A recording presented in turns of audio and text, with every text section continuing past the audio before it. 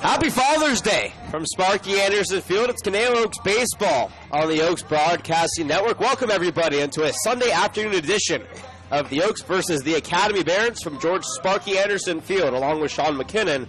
My name is Jonathan Rifkin, welcoming you on a gloomy Father's Day evening from Thousand Oaks, California. The Oaks and the Barons duking it out for the fourth time this season on the diamond. The Barons beat the Oaks from June 8th to June 10th, 2-3 in a game that the Oaks lost. The first game in Cal Lutheran, won the second game in the MLB Urban Youth Academy, and dropped the third game 3-1 at the MLB Urban Youth Academy. The Oaks come into today at 4-5 overall, 2-4 in the CCL. They ended yesterday's game against the SoCal Catch in a tie 4-4, going into the 10th inning. That game will resume on July 6th. The Barons, coming off of a 2-0 win against the Arroyo Seco Saints, are 3-5 overall, 3-4 in the CCL. They are headed by 8th-year head coach Kenny Landrew. Give me the starters here first for the visiting Academy Barons. Batting first and playing center field from West LA College is Desmond Gates.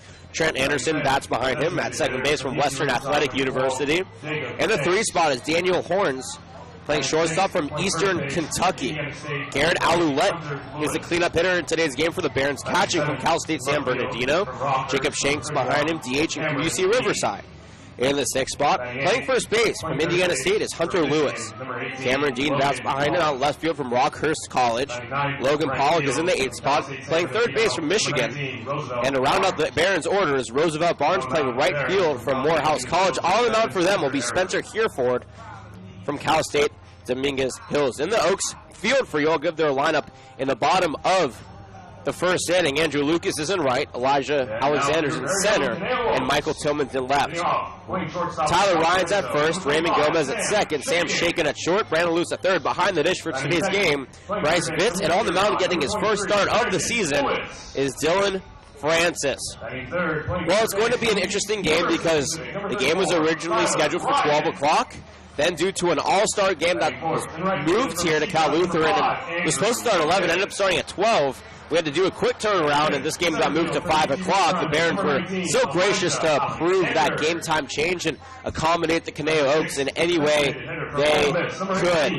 Hope everybody's enjoying their Father's Day. Some Father's Day festivities here from Cal Lutheran. Balloons, we had a taco guy earlier, and some fans trickling in here waiting for the Father's Day edition of the Oaks baseball game to begin. Last time we saw these Oaks, we played yesterday against the SoCal Catch, and what was an interesting game. The Oaks were held hitless through the first 6 innings. In the 7th, they finally got their first hit. They were trailing 4-0 going to the 8th. And in that 8th inning, it was pretty crazy. Raymond Gomez led off, walking. Will Pickett's then was hit by a pitch. Zach Kamiko singled. Andrew Lucas struck out. Michael Spears walked. Brandon Lewis struck out. Bart West singled and then was pinch run for. Sam Shaken drove in 2 runs, and then a hit by a pitch brought another run to knot up the game at 4 apiece for the Oaks. In the 9th, both teams went out in short order, and they called the game due to darkness. That game will be resumed on July 6th when the Oaks go back to the Academy, to the SoCal Catch in Biola University. But here today, we have another game to play. The Oaks taking on the Academy Barons in what will be game number 4 of the season. Again, the Barons beat the Oaks last week, 7-5. The Oaks won 8-7 in the second game in 11 innings and lost on Sunday 3-1.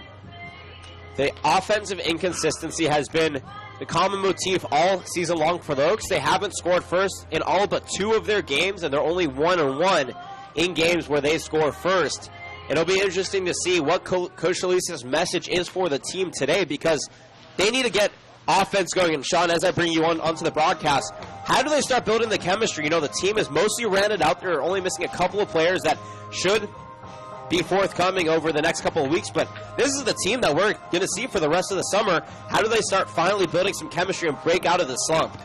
The Oaks just need to settle in. They need to stay calm in the batter's box, wait for the right pitches, and swing when they're there. Like you said, they're only, 1-0 when they score first. I might be messing up this. I'm messing up. They're 1-1, but they've only scored first twice in the first 10 games of the season. Exactly. Maybe striking first is the doing it factor. Maybe Right. drawing first blood is what can get him going today. Drawing first blood is going to be what the message is from Solis to his team. Looks like we're going to be set for the national anthem here in just a moment, so we're going to take a break. When we come back, I'll give you the starting lineups once again and first pitch. Happy Father's Day from Cal Lutheran. You're watching Oaks Baseball on the Oaks Broadcasting Network. We will be right back.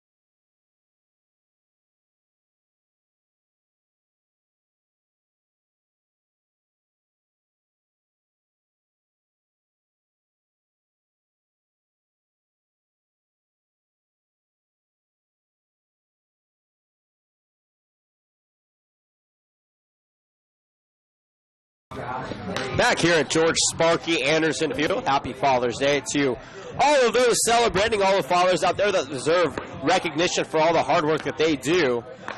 Fathers, we admire and appreciate you here on the Oaks Broadcasting Network. He's Sean McKinnon. I'm Jonathan Rifkin. This is Oaks Baseball here today against the Academy Barons. Dylan Francis taking some warm-up pitches. I'll give you a reiteration of the Barons lineup here as we hit the top of the first inning. Desmond Gates will lead off, playing center field from West LA College. Trent Anderson bats behind him from Western Athletic.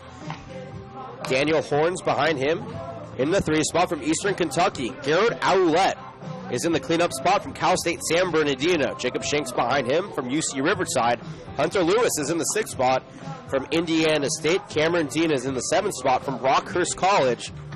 In the 8th spot, Logan Pollock playing third base from Michigan. To round out the Barons' orders, Roosevelt Barnes from Morehouse College. He was drafted last year by the Cincinnati Reds in the 35th round, but opted not to go and calls Morehouse College his home instead.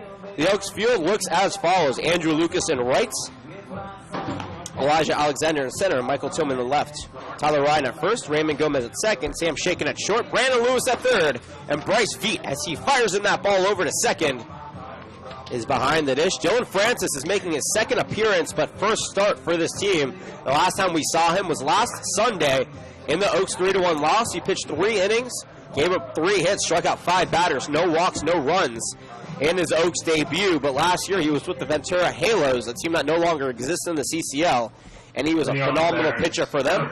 He calls Cal Polytechnic University Pomona his home in the fall. And we are ready for baseball.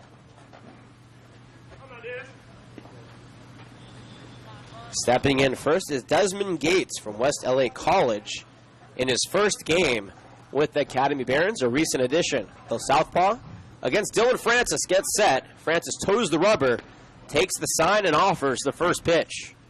Outside for ball 1 at 86. First pitch time 5:01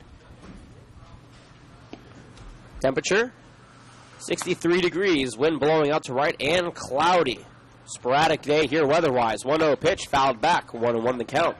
The Conejo Oaks are in their navy blue uniforms with white letters on the front, outlined by baby blue, and white numbers on the back.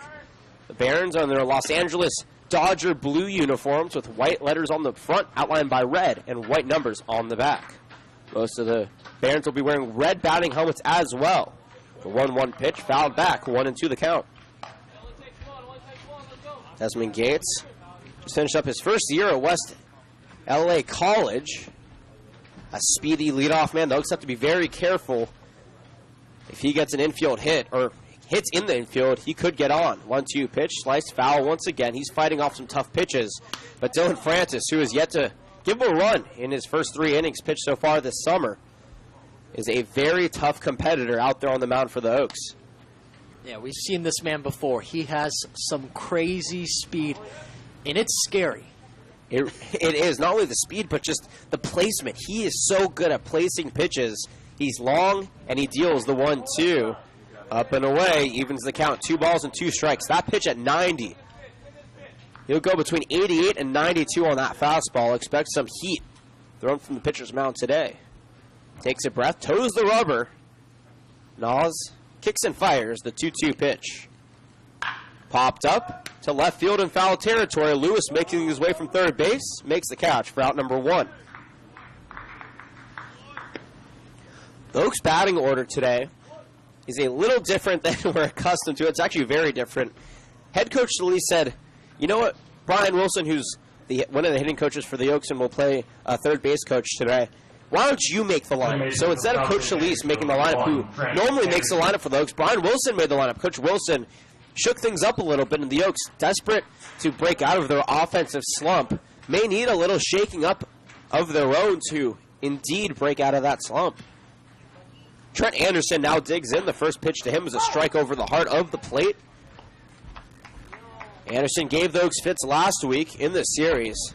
Went 4 for 8. A solid .500 batting average in their CCL opening series against the Oaks. Francis deals the 0-1. Upstairs, ball 1.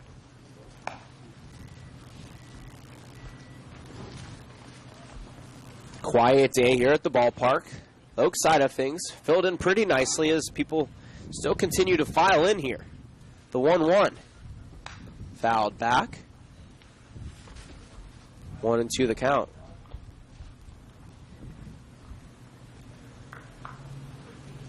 The Barons coming into today off of a 2-0 win, but before that they were on a 2-game losing streak, to the Orange County Riptide. They were out scoreless in both of those games. They were able to shut out the Arroyo Seco Saints, a team that's struggling. But so far, the only CCL team as the 1-2 pitch is fouled back to really show that they may be ahead of the pack is the Santa Barbara Foresters. They're 7-0 overall and 5-0 in the CCL. The Oaks will have a day off tomorrow, and then we'll host game number 1 of the exciting Oaks-Foresters rivalry on Tuesday. I could not be more excited. That is going to be a very fun game. 1 ball, 2 strikes to Anderson. Francis offers. Low and away, ball 2, evens the count now.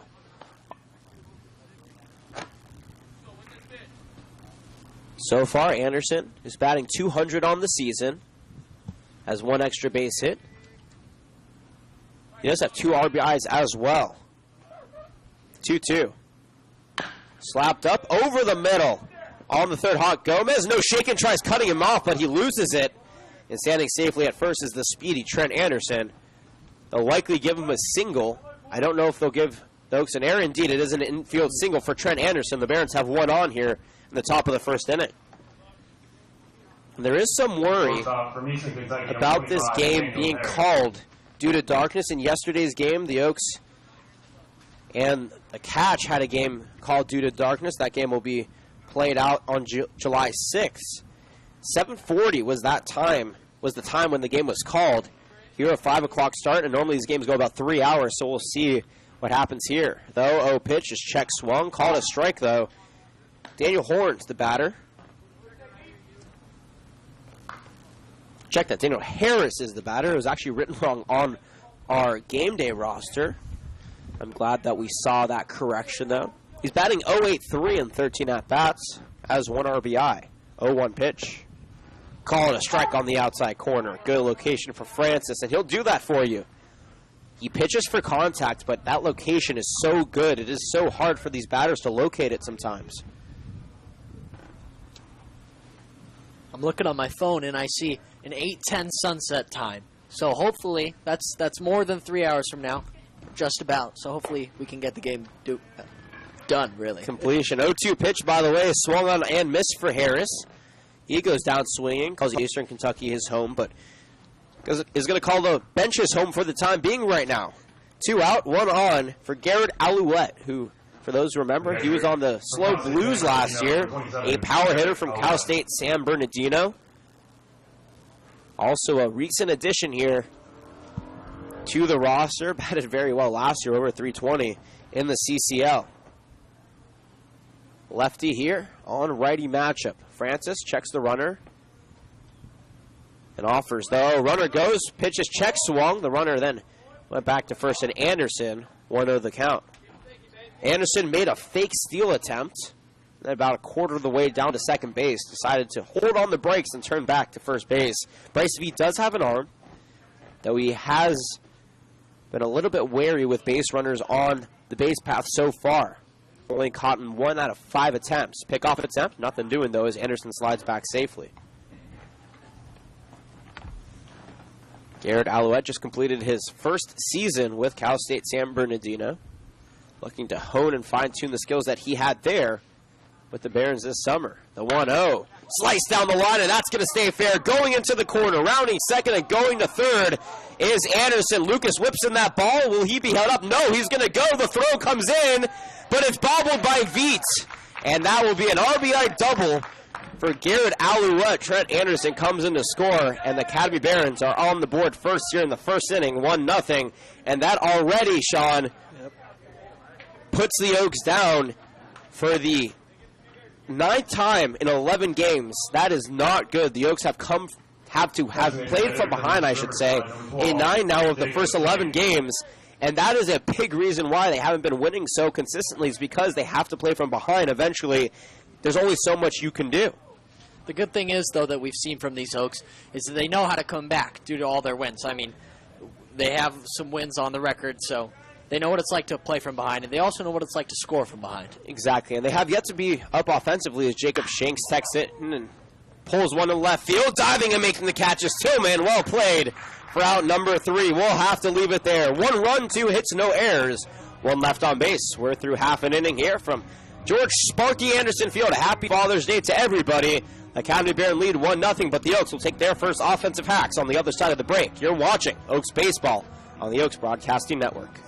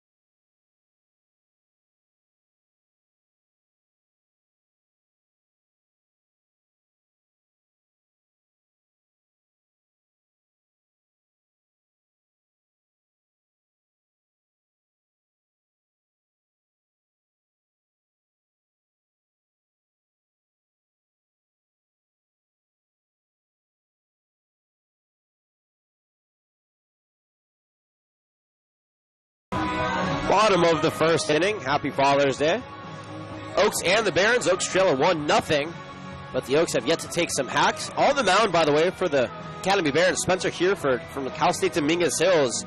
He started in the second game of the series on June 9th against the Oaks. In 4 innings, he gave up 5 hits, 5 runs, 4 were earned, 1 walk, and 2 strikeouts. Oaks ended up going to win that game 8-7. Sam Shaken from Valparaiso will lead things off here for the Oaks, making his leadoff debut here. I don't even know if he led off last season with the Oaks, trying to turn his season around. And what's been a slow start for most of these Oaks players. Shaken currently batting .241. The first pitch, chopped over to third on the second hop, backhanded by the shortstop Harris. Over to first, but not in time. And on the first pitch, Sam Shaken reaches first base on the infield single. Maybe the new batting order is what the Oaks are going to need. Indeed, sometimes you just need to shake it up. And right there, Sam Shaken shaking it up to start off this Oaks half of the first inning. And with Jordan Brenner gone, somebody's got to make the puns. The dad jokes are never, ever going to be off of our airwaves, no matter who is broadcasting these games. Brandon Lewis, Tyler Ryan, Andrew Lucas, and Elijah Alexander are the next 4 up. Michael Spears is in the 6th spot. Michael Tillman in the 7th spot. Bryce Vitt in the 8th spot. And Raymond Gomez in the 9th spot. The first pitch, Lewis shows bunt, but pulls it back for strike 1. He is smiling down the Coach Wilson at third base. I don't think I've ever seen Brandon Lewis even give a thought to laying down a bunt, much less actually lay one down. He's only grounded out twice on the season. Every time he's gotten out other than that, it's been a flyout or a strikeout. Batting .278. He has 4 RBIs. Check that, 5 RBIs and 4 runs, as well as a home run. Hereford deals the 0-1, a strike at the knees, 0-2 the count to Lewis. Give you the field here. After this at-bat for the Academy Barons. Wind has softened up a little bit. Earlier today, there was an all-star game here that Sean and I called. The wind was very persistent out to right. Here it's died down a little bit and blowing more towards right center, which will benefit some of these righties if they keep it straight up to center as time is called behind the plate. Talked to Tyler Ryan, who's waiting on deck before the game, and he feels like he's partially responsible for the Oaks' offensive slump. He's batting .095, but he understands it's still early, and he knows what he needs to do. Lewis cracks one to third, off the glove of Pollock, and it ricochets over to Harris, who's able to find Anderson at second to get the force out. That technically is a 5-6-4 putout and a fielder's choice to allow Brandon Lewis to reach first base. The first baseman from the University of Check that, Mississippi, 5-6-4. Tyler Ryan. Nonetheless, one away, 1 on here for Tyler Ryan. As I mentioned earlier, .095 ERA, or average, I should say. Wow, that'll be a great ERA. 2 hits, 2 runs, no RBIs. Batting cleanup for the second time in the season. Swung and a miss for strike 1. Calls University of the Pacific his home. His grandmother and grandfather watching in the crowd. Celebrating Father's Day here at the ballpark with him. And why not? What better way to celebrate Father's Day with some Oaks baseball? Toying the rubbers, Hereford checks the runner. Offers, runner goes, skied in the left field. Dean making his way to it, but he's caught off by Gates, who makes the catch for out number 2. Lewis will have to stride back to first base. After a leadoff single, with 5-6-4 fielder's choice and a flyout, put 2 outs up on the board and only a man on first. Once again, the Oaks, the common motif of the season, getting runners on early and failing to get them around. They got shaken on with nobody away here in the first inning. And right now they're in danger of stranding, even though Brandon Lewis wasn't the leadoff runner. Still a runner on base with less than 2 outs. As Andrew Lucas will look to turn that around. And his own fortunes, as the first pitch to him is sliced high to right field. Barnes and Lewis converging in foul territory, but out of second base. Anderson makes the catch for out number 3. No runs hit, no errors, and 1 left on base. We're through 1 full here from Sparky Anderson Field. The Oaks trail 1-0. You're watching Oaks Baseball. The Oaks Broadcasting Network. We'll be right back.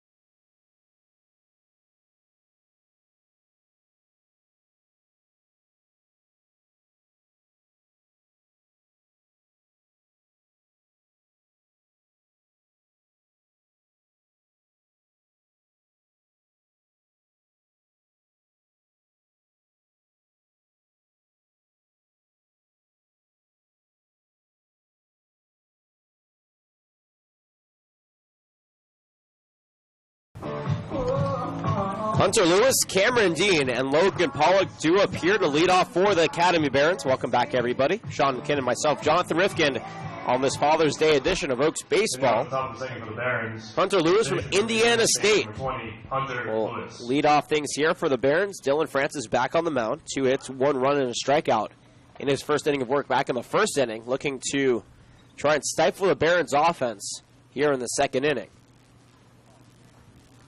Tozer Rubber takes the sign and fires the first pitch. Sliced over to third base, but in between Kenny Landrew and our third base umpire for strike number 1. This Barons team, affiliated with Major League Baseball, they play their home games at the beautiful MLB Urban Youth Academy in Compton, California. A place that they are fortunate enough to call their home. And we were there last week. What a facility it is. 0-1 pitch misses, 1-1 the count. Over 10 acres. They have various fields for baseball and softball. A really nice player development facility, a clubhouse, a Hall of Fame. 1-1 pitch bounces, 2-1 the count. A Walk of Fame. Anything that you could want in a true baseball facility they have there, and they absolutely love it. By the way, Hunter Lewis batting .286 on the season. 3 RBIs and a homer to his name so far. Steps back in. 2-1 offering from Francis. Upstairs, ball 3 now. But for the Barons, they have a really rich history in the CCL. Now in their 10th season in the league. They've yet to win a championship, but they made the playoffs a couple of times. 3-1 popped up, but back out of play. 3-2 the count now to Hunter Lewis. This will be the last meeting between these two teams in the month of June. They'll play 2 more times. Actually, 3 more times now with the doubleheader being moved in July. 3-2 count. Francis offers. Inside, ball 4. Hunter Lewis draws a leadoff walk here to kick off the second inning. The first walk given up all season by Dylan Francis in 7 innings pitched. Check that, actually 5 innings pitched. And there's a runner on here with nobody away. How important is it for the Barons to keep getting free bases? Those have been walking a lot of batters throughout the season, and they're handing opportunities to these guys. It has to help the Barons' confidence a little bit. It does, but the Barons are good at scoring regardless. I mean, they ran up the score in a couple of the games they've played this season, so we know they're a capable team. They are a very capable team. This man right here, Cameron Dean, one of the most, takes a strike over the heart of the plate for strike 1. And the Barons are headed by man with a plan, Kenny Landrew. Now in his 7th season at the helm of the Barons. In 2016, led the Barons to their best record of 29-11, though the Oaks knocked them out of the first round of the playoffs. 0-1 pitch popped up towards right field. Ryan making way out of first base. At the wall, he ran out of real estate, though. 0-2 the count. If Kenny Landrew is the man with the plan, what's David Solis? He's the man who executes the plan. Oh. No, both of these coaches are good friends. They have been going back and forth since Landrew began his CCL stint 7 years ago. He's a Compton native, and he actually graduated from Dominguez High School in 1973, but he was drafted in the 8th round by the Houston Astros. He decided not to go, though, and attended ASU instead. The 0-2 pitch misses away. Vito able to block it. Keeping the runner at bay, and Hunter Lewis at first base. 1-2 the count. After going to ASU, he won 2 College World Series. In 1976, he was selected with the 6th overall pick by the Los Angeles Angels. At the time, they were the California Angels. And he went on to become the Minor League Player of the Year in 1977. Francis offers the 1-2. Speared in the shallow right center field. That's going to drop. Rounding second. Going to third is Lewis. The throw will come in. And it's in time! What a throw out of right field from Andrew Lucas. He guns down Hunter Lewis, and there's an out up on the board. That eliminates one of the threats, though Cameron Dean is staying on first base. That young man out in right field can really throw it. Wow. The range on that arm, and he got it there, and the third baseman knew he got it. He was confident. Brandon Lewis held up the ball to the umpire and said, "You know I have him." The umpire gave him a nod and called the out. 1 away now, 1 on First hit of the inning here for the Barons has Cameron Dean on first base and Logan Pollock in the left-handed batter's box. Francis checks the runner at first. Deals, though. Oh. Popped up in the shallow left field. Sam Shaken is calling for it. Just between the infield grass, or the infield dirt and the outfield grass, makes the catch for out number 2. Going back to Coach Landrew, though, after being named the 1977 Minor League Player of the Year, he spent 2 seasons with the Angels, and then he was traded to the Minnesota Twins in 1979. In 1980, he hit safely in 31 consecutive games, which still stands as the longest hitting streak in Twins history. He also earned a spot on the 1980 All-Star team. That's not all, though, as the first pitch in is swung and a miss. The runner goes, no throw, though. Roosevelt Barnes is the batter. Cameron Dean just stole second base without a throw. By the way, Roosevelt Barnes, the batter, was drafted last year by the Cincinnati Reds. In the 35th round, decided not to go and plays at Morehouse College. And that was that killer speed that we know he has. Yeah, Cameron Dean, very fast over at second base. So after the 1980 season, Coach Landrew was traded to the Los Angeles Dodgers. This is the 0-1 pitch. Bounces in the dirt, though. Good block by Vitt. 1-1 the count. And in 1981, the Dodgers won the World Series. And guess who caught the final out of the 1981 World Series to win it for the Los Angeles Dodgers? Coach Kenny Landreau. Wow. In his career, he batted .268 with 91 home runs and 479 RBIs. He brings a lot of talent, a lot of experience, and a true legacy to the Barons team. 1-1 pitch, misses low, 2-1 the count. It is almost an honor just to watch him out there at third base coaching. He wears his World Series ring sometimes. The feeling that it must be to have made the final out to clinch the World Series for the Los Angeles Dodgers, a team that he grew up being a fan of, must have been a dream come true. And his team currently up 1-0. He can't complain. 2-1 offering. Hits the inside corner, 2-2 the count.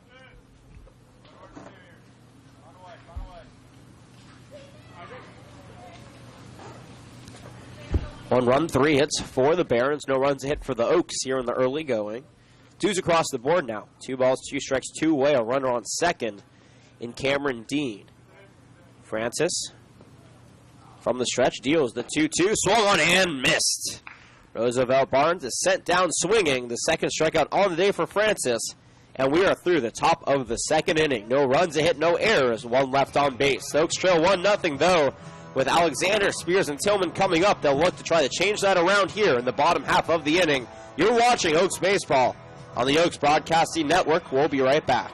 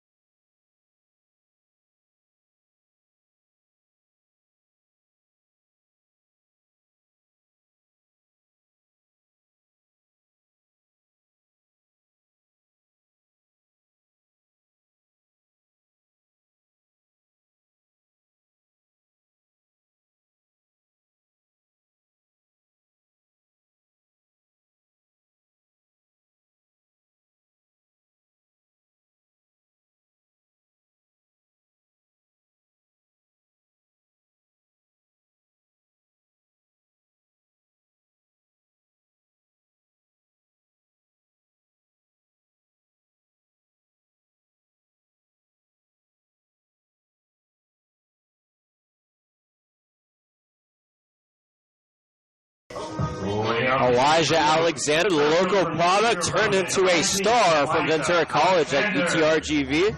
Will lead things off here, batting in the 5th spot for the Oaks.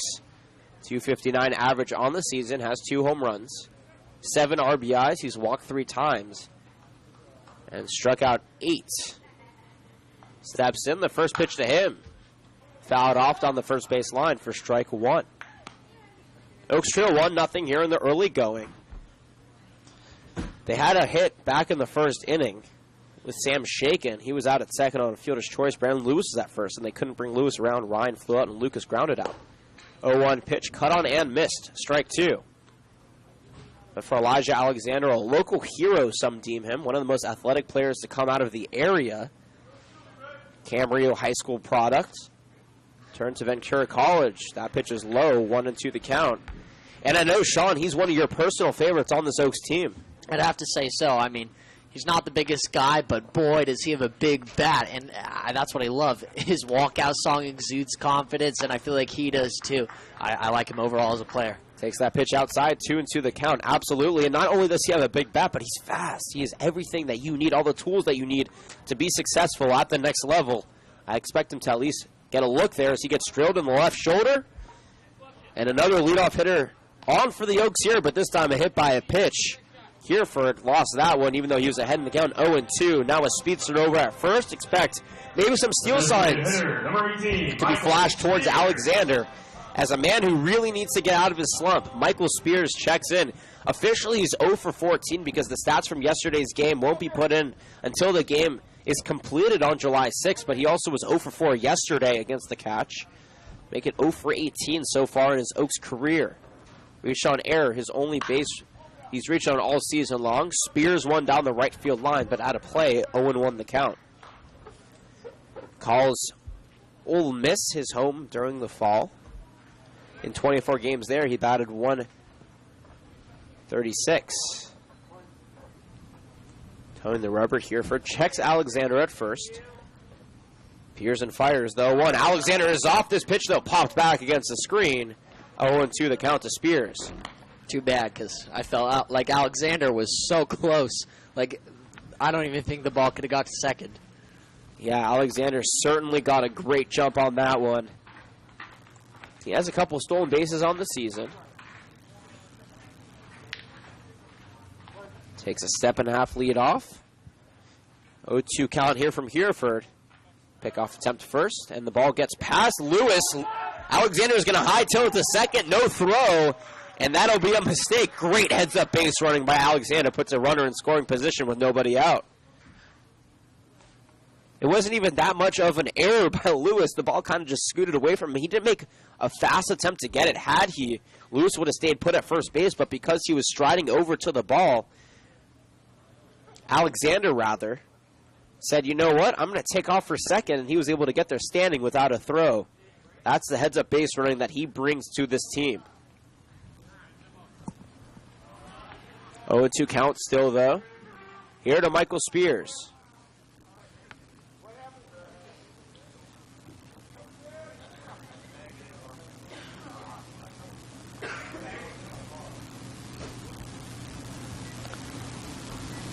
Hereford toes the rubber and offers the 0-2. Upstairs, ball one.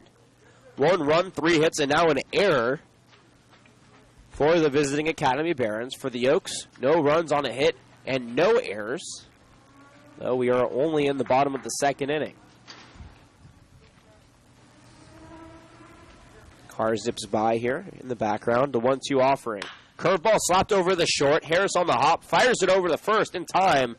But Alexander advances to third base. The tying runner now 90 feet away from scoring with 1 out here in the second. A productive out from Michael Spears. Left fielder from Cal State Los Angeles, number 27. And now Michael Tillman, another man looking to turn his fortunes around so far on the season for Tillman, a .222 batting average. Does have 2 RBIs with an opportunity if he hits one far enough or over to the right side of the infield to chalk up another one. The first pitch. Half-hearted swing. Did he go around? No, he didn't. That pitch is low for ball 1. On the throw back from Owlette to Hereford, the ball went away, but Anderson backing up the pitcher made sure that he got it, and Alexander stayed put at third base. Wind picking up to third. Or to right, I should say, from third to right. We call it the jet stream. It comes in off the valley, off the hills out and left, and steadily blows out to right. The 1-0 offering. Cracked foul, evens the count now, 1 ball and 1 strike. The Oaks have a day off tomorrow, then they'll host a 2-game homestand, first against the Foresters on Tuesday, and then against the Arroyo Seco Saints on Wednesday. The team will have a day off Thursday and then travel up to NorCal on Friday to take on the Healdsburg Prune Packers. Jordan Brenner will be on the call for those games. 1-1 pitch glides outside the zone, 2-1 the count.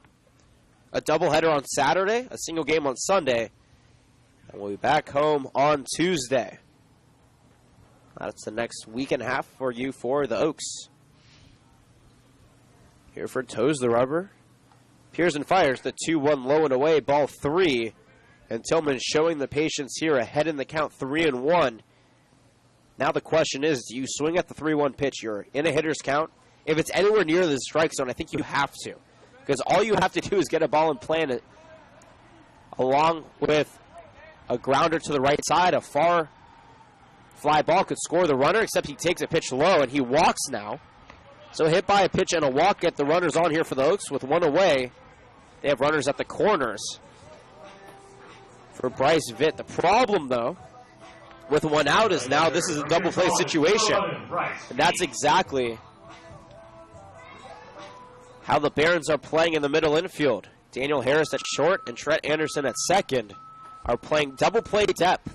Expect Vitt to try and avoid that middle part of the field. Tillman doesn't take much of a lead off first, only a step. Alexander at third, one away here. The Oaks trail 1-0. The first pitch. Half-hearted swing. He went around, though, strike one on the season so far for Bryce Vitt. A .091 batting average. 2 runs, 3 RBIs. 1 walk, 1 strikeout. The positive is that he hasn't struck out more than 1 time. The negative, though, he's had trouble getting on base. The 0-1 pitch, low, 1-1 the count. Pierce College, his home in the fall. Bill Pickett's, the head coach of Pierce College, is in the crowd with his family. Wish him and his family a happy Father's Day. Happy Father's Day to everybody. We appreciate you making us a part of your Sunday plans. The 1-1. This is low, 2-1 the count. No matter how you're watching or where you're watching, we really do appreciate it, especially on this Father's Day Sunday, a late Sunday start, too, a 5 o'clock start, the latest that we will see from Sparky Anderson Field. Hereford checks the runner at first. Offers the 2-1. Runner goes. Pitches outside. The throw is well over into center field, and Elijah Alexander will stride home to tie up the game. That's an error by Garrett Ouellette. 1-1 the score here. Michael Spears, check that. Michael Tillman is actually safe at second, and we have a ball game here in the second inning.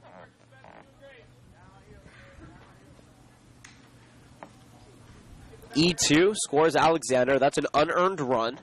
But the Oaks don't care.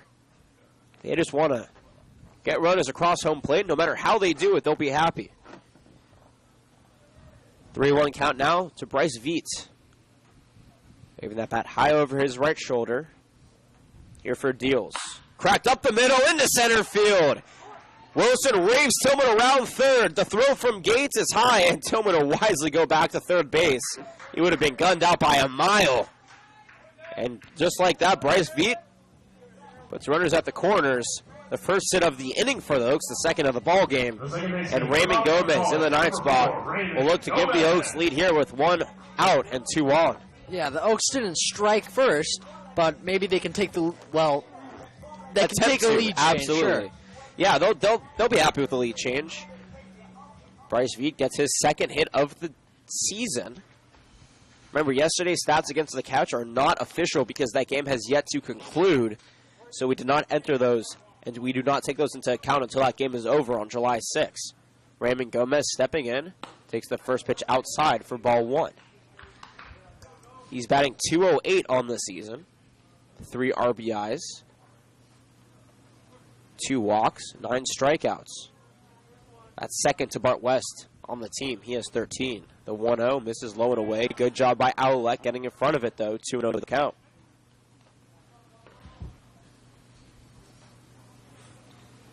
One run, 3 hits, and what should be 2 errors up on the board for the Barons. It says 1 though on the scoreboard. 1-1, 2 hits, no errors for the Oaks. Runners at the corners, 2-0 from Hereford. Slapped over to third. Pollock over to second for 1. The relay to first is over the glove of Lewis. Rounding first and going to second is Gomez. And the Oaks take a 2-1 lead on the error. Well done here. Again, they don't care how they do it. They'll do it, though. That's another unearned run for Spencer Hereford. Gomez safe at second place. 2 outs now on what will be deemed likely a fielder's choice. Call it an E4. Out at second base was Bryce Vitt. Coming in and scoring was Michael Tillman. And now Sam Shaken back at the top of the order will step in. He started off the Oaks half of the first inning with a single. Shoulders the bat. Hereford checks the runner and deals the first pitch upstairs for ball one. Feel free to tweet at us at Caneo_Oaks. He's at McKinnon_Sean. I'm at Johnny Riff with 1F. Or chat with us in the YouTube live chat. Always love to chat with fans. We appreciate, again, everybody making us a part of their Sunday plans. The 1-0 offering popped up, but out of play, evens the count. 1 ball and 1 strike. Sam Shaken in his second year, batted .323 last year with the Oaks. Happy Father's Day to his father, John Shaken, Uncle Bill Shaken, the whole Shaken family. Big Oak supporters, we appreciate each and every moment that we interact with the Shaken family. Hereford just balked, and that's going to bring Raymond Gomez over to third base. He checked the runner at second, tried stepping off, stepped back on the rubber, and that was an easy call. Every umpire, all three of them, yelled that's a balk at the same time. And last year with the Oaks, I only saw 1 balk all season long. This is the 4th balk of the season, not just by the Oaks or the Barons, just in general that we've seen. I'm not exactly sure what's in the air this year with the CCL, but Seriously. balks have been galore. 1 ball, 1 strike. Runner on third now, 2 away. Shaken pops that pitch back against the screen, 1-2 the count. I think we'll have that be the slogan for the season. Balks have been galore. Balks galore, I like it. Actually, I don't like it. It just depends on who's doing it, I guess. Who's committing the box? But you never like it. Look, this is a development league. These players are here to get better, and you're going to make mistakes. The last thing you want to see is anybody make a bad mistake and be upset with themselves. But this is where you learn. It's a development league. It's a wood bat development league, the first in the country. 1-2 pitch. High and deep to right field, though Barnes makes his way at the track and makes the catch at the wall for out number 3. The Oaks score for 2 runs on 1 hit, 2 errors in the field, and they leave a pair on base. 4-2 full here from Sparky Anderson Field on the Father's Day edition of Oaks Baseball. The Oaks lead 2-1. We'll be right back.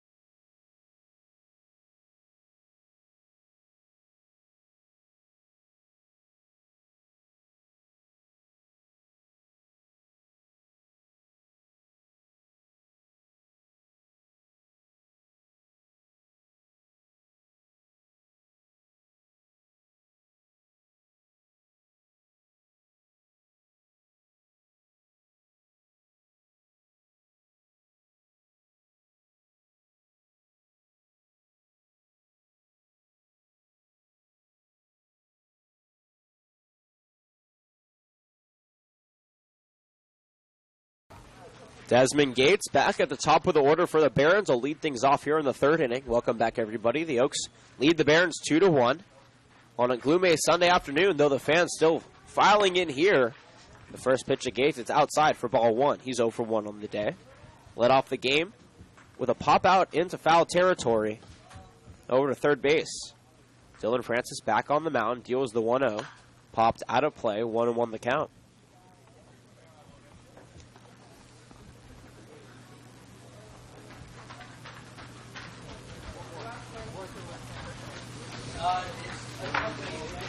This game is going by pretty quickly. They're making the pitchers, so that pitch is missed for strike 2. Throw fewer warm-up pitchers, I should say, between innings because they're worried that this game could go into the darker part of the afternoon, into the early evening, and the last thing the Oaks want is to have a second consecutive CCL game get called due to darkness. The 1-2. Swung and missed.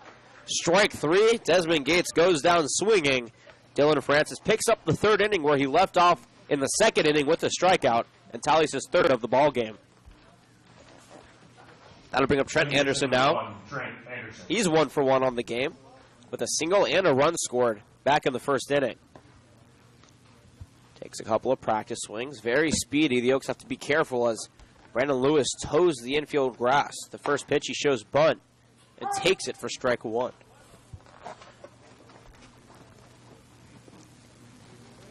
One run, 3 hits. A couple errors for the Barons. 2 runs, 2 hits. No errors for the Oaks.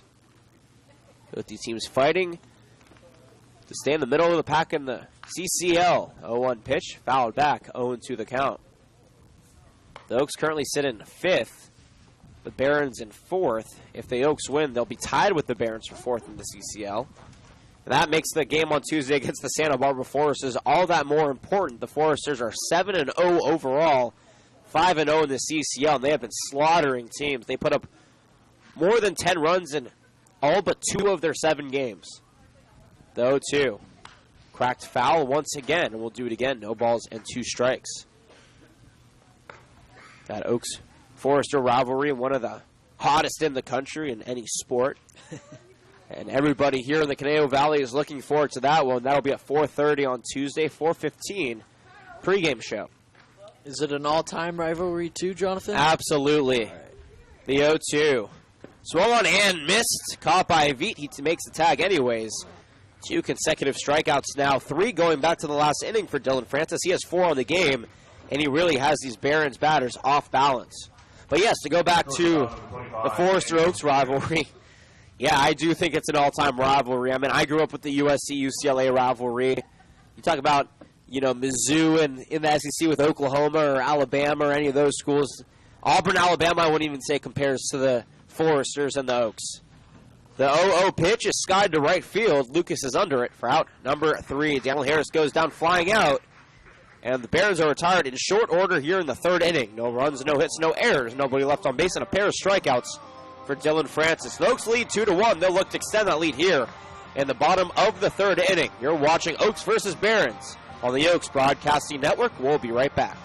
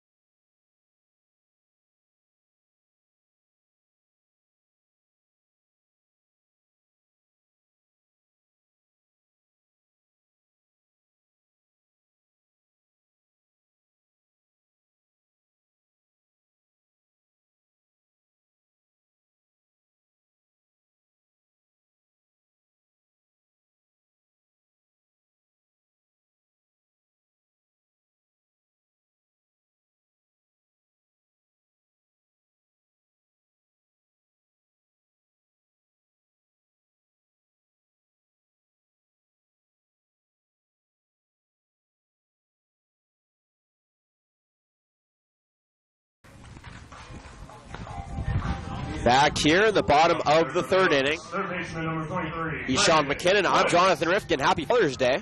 Oaks lead 2-1 as Brandon Lewis will step back in. He's 0 for 1 on the day, but reached on a 5-6-4 fielder's choice back in the 1st inning. The reason that was is because the ball that he hit off the 3rd baseman Logan Pollock's glove, ricocheted to Daniel Harris, and then they made the out at second to Trent Anderson. The first pitch to him is outside for ball 1. Spencer Hereford, still the pitcher on the mound here for the Barons in his 3rd inning of work. So far, he's given up 2 runs. Both were unearned, though. 2 hits and a walk. 1-0 offering drops low. 2-0 to the Irvine Slugger. Led Pierce Junior College this past season in slugging percentage and home runs. Was 3rd on the team in batting average. He's an Irvine Slugger, and he's also an... He's also a Irvine... Nope, that's Santa Cruz. Were you going to say Banana Slug? I was going to make us... That would have been very funny. I was so close. Not quite, though. 2-1 the count on that pitch that was fouled off. Thought you set me up for a home run there. I would have loved to set you up for a home run, but unfortunately that is not the case. The 2-1 pitch misses low. 3-1 the count. Irvine, of course, the Anteaters. They go zot, zot, zot. That's their cheer. Yes, they do. Because apparently that's the sound an anteater makes. 3-1 pitch. Called a strike on the outside corner. Lewis tosses bat back to the dugout. But he has a full count instead. Tyler Ryan gives him a little nod and says, go back up there and swing, big fella. Very quiet. Deemed B-Lou, both on his Instagram account and by his teammates. Payoff pitch from Hereford. This one misses high and in, and this time Lewis is justified in throwing his bat back to the dugout. Leadoff walk here for the Oaks. They let off in the second inning with Elijah Alexander, who was hit by a pitch. This time Hereford walks the batter, and that's the second walk of the game. Tyler Ryan now stepping in, flew out to center his first time up. Still only 2 hits on the season. Trying to break out of this slump. He actually changed his bat during the pregame. His old bat, they sacrificed it, if you will, as that ball gets away from Owlette, and Lewis will stride over to second pitch on the wild pitch. So the old bat that Tyler Ryan used, they put just outside the dugout. They drew a circle around it and gave it a little burial service. They quote-unquote sacrificed it to try to get Tyler Ryan, I should say, out of the slump. It was really funny, but so far he's 0 for 1. I'm not exactly sure how much that superstition is holding up. Let's see what he can do here. 1-0 count to him. Hereford checks the runner at second, toes the rubber. Pearson fires the 1-0. In the dirt. Good job by Owlette, though, getting in front of it. 2-0 the count. Pacific Tiger, one of only a few players who actually play in California on this Oaks roster. Besides the JC kids, most of these guys are from elsewhere in the United States. Hereford from Cal State Dominguez Hills checks that runner and offers the 2-0. Taken at the knees for strike 1. 2 runs, 2 hits, no errors for the Oaks. 1 run, 3 hits, 2 errors for the visiting Barons here in the bottom of the third inning. Though the Oaks have a runner in scoring position in the form of Brandon Lewis. Hereford toes the rubber from the stretch. Fires in the 2-1. Misses low and away once again. 3-1 the count. I think he's in his own head. He's missing away from these batters. The last ball that we saw that was in was that ball forward to Brandon Lewis. Since then, all 3 balls that he's thrown to Tyler Ryan have been low and away. We've seen that a lot in the CCL this season. Pitchers getting into their own head and overcompensating due to the fact that they may have missed a couple of times. Fires the 3-1. Swung on and missed by Tyler Ryan. A great pitch there. 3-2 count now. Thought he had that one, though. The changeup got him. Payoff pitch here from Hereford. This would be a big out for him. And a big hit for Ryan. Exactly. A big situation for both these teams with Andrew Lucas looming on deck. 3-2 count. Nobody away. Runner in scoring position. Hereford offers. A check swing. Has that ball going foul, and we'll do it again.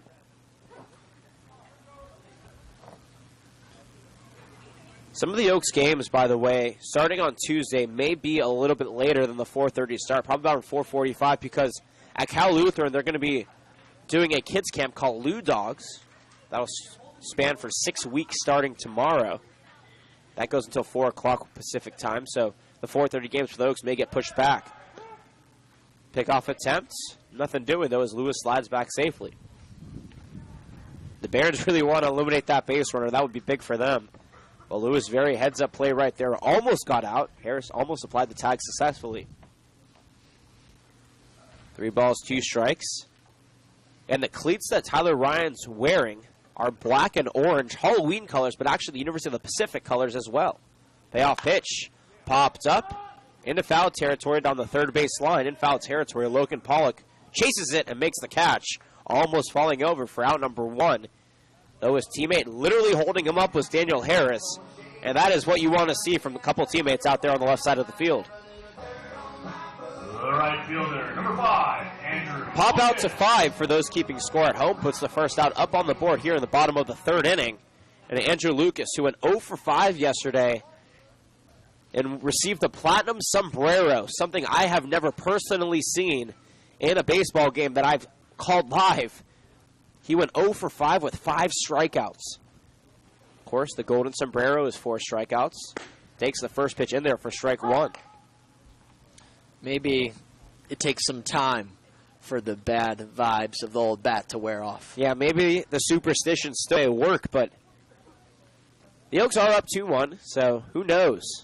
0-1 offering. Popped up, fouled back, though. 0-2 the count. And earlier today, Andrew Lucas also started on the West All-Stars, a team that played here at Cal Lutheran earlier today. We had that game on our airwaves, the Jim Parker All-Star game for the seniors in the Ventura County area. He was the only player in the game actually using a wooden bat. Everybody else was using metal because he wanted to get ready for today's game.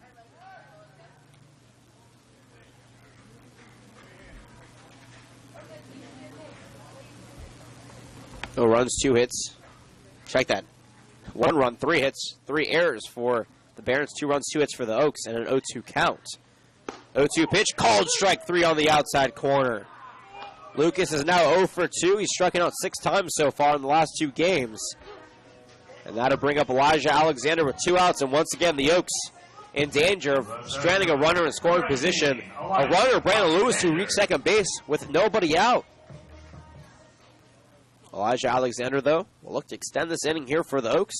He was hit by a pitch back in the 2nd inning and scored thereafter. First pitch to him, hits his lower left foot, and he'll stride over the first base. He's been the catalyst of 2 hit by pitches today. Talk about sacrificing your body for the betterment of your team. Designated hitter, number 18, Michael Spears. That'll bring up Michael Spears now. 0 for 1 on the day. Officially, he's 0 for 15 on the season, though with yesterday's stats, he's 0 for 19 on the season. Has reached base once by way of an error. He did score, though, on that one trip around the base path. The first pitch to him is a strike on the inside corner. Nice first pitch strike there from Hereford. His curveball's been working. That's the 2nd consecutive batter, actually the 3rd consecutive batter that he's thrown that curveball. The first one against Alexander hit him, but Andrew Lucas took one for a strike, and here Spears took one for a strike. The 0-1 pitch popped up down the right field line. Lewis and Barnes both making their way to it. Hunter Lewis out of first base, can't make the catch as he crashes into the fence. 0-2 the count now to Michael Spears. It's really hard to make catches in foul territory here at Cal Lutheran. There is just so much real estate, and especially on a cloudy day like today where you can lose the ball in the whiteness of the sky, it can be very difficult, as you saw Lewis out there at first base, to track that ball down. Oftentimes it's catchers who have those miscues, but it can happen on the corners of the infield as well. Hereford offers, though, too. Cracked over to third on the second hop. Pollock fires it over the first in time. Route number 3. No runs, no hits, no errors, and a pair left on base for the Oaks. We're through 3 full here from George Sparky Anderson Field. Happy Father's Day. The Oaks lead, 2-1. We'll be right back.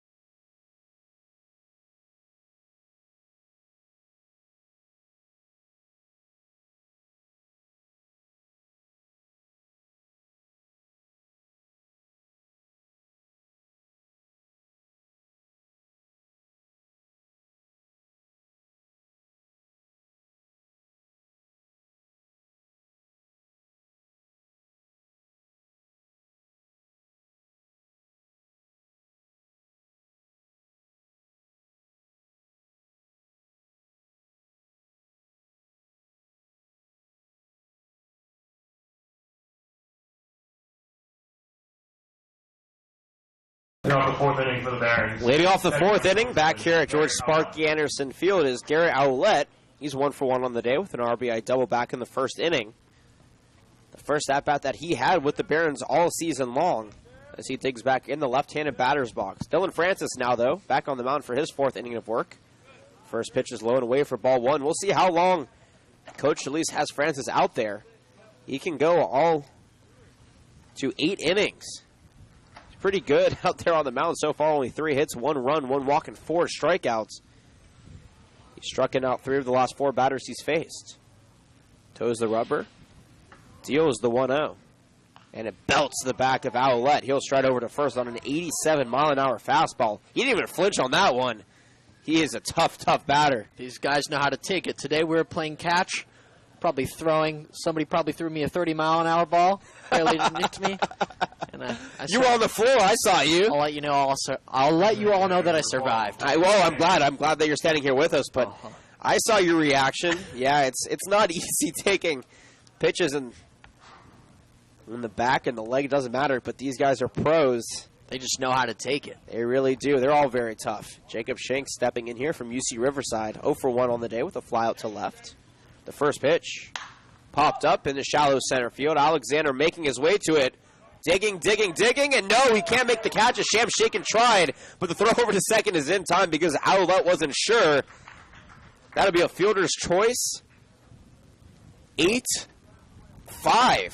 Because Brandon Lewis made the heads-up play covering second base all the way from third base. You don't see that every day. Sam Shakin tried making the catch out of shortstop, couldn't. But Elijah Alexander was there to back him up and get the force out.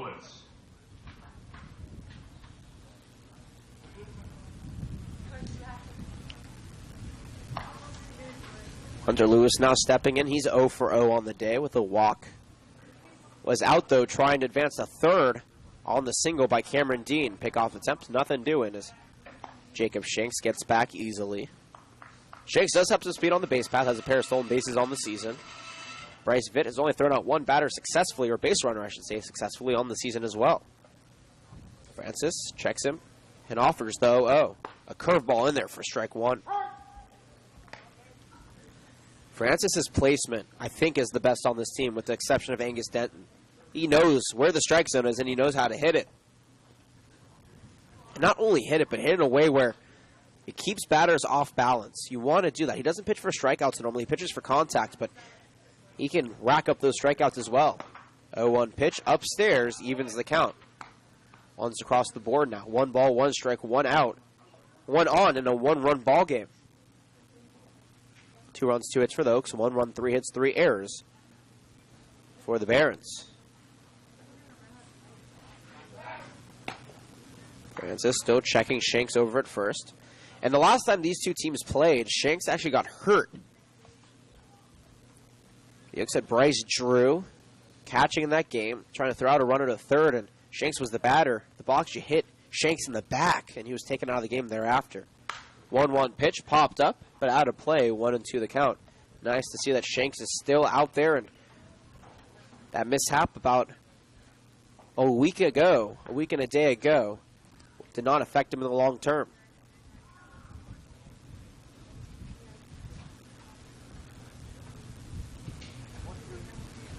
A couple of crows landing in deep right field. Yeah, as the day wears on, these crows aren't used to their territory being impeded on by baseball players on a late Sunday. 1-2 pitch. Cracked out, though, into the Oaks dugout. Barehanded by Jackson Simonsgard. A pitcher trying to make a name for himself as a fielder right there. 1 ball, 2 strikes again.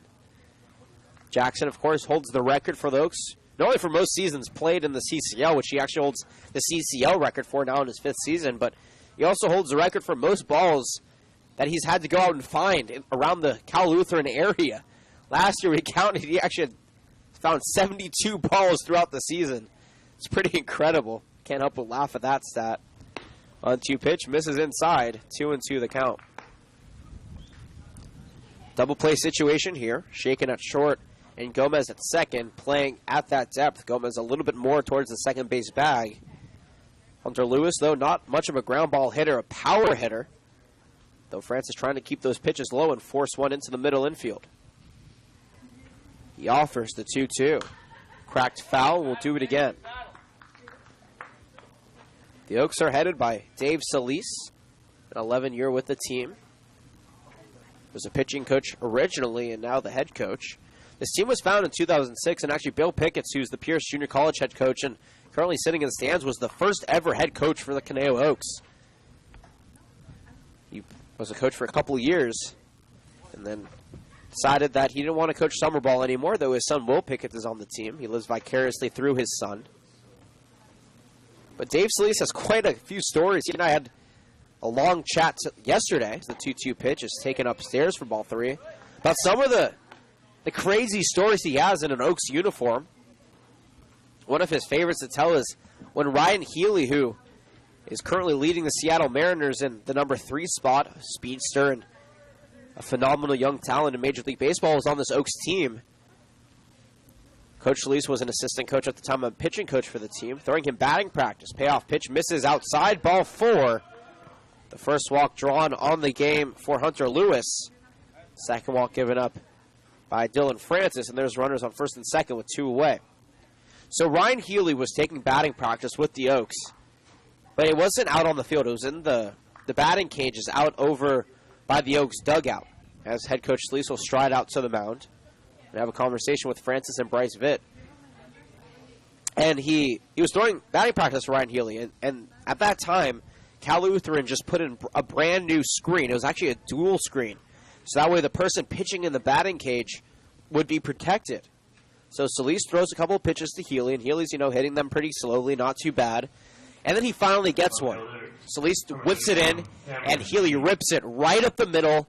It goes through 2 of the screens and drills Coach Solis on the right femur. He said he instantly fell and was holding that leg. It took him 3 minutes to finally be able to regain his composure. He had the welt the size of half a baseball on that femur, and to this day he still has a dent in his right femur because of Ryan Healy. The 0-0 pitch here to Cameron Dean has swung on a miss for strike 1.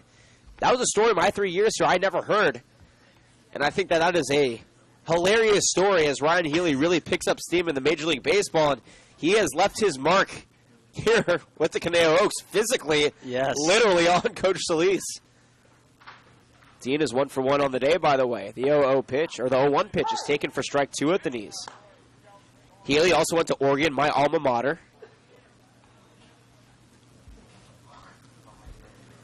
So, a couple of good stories.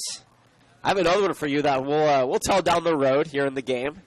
One maybe even better, about how head coach Solis inspired a culture. How about that? Stay tuned for that one. But first, back to baseball. Francis offers the 0-2. Dean takes it low, 1-2 the count.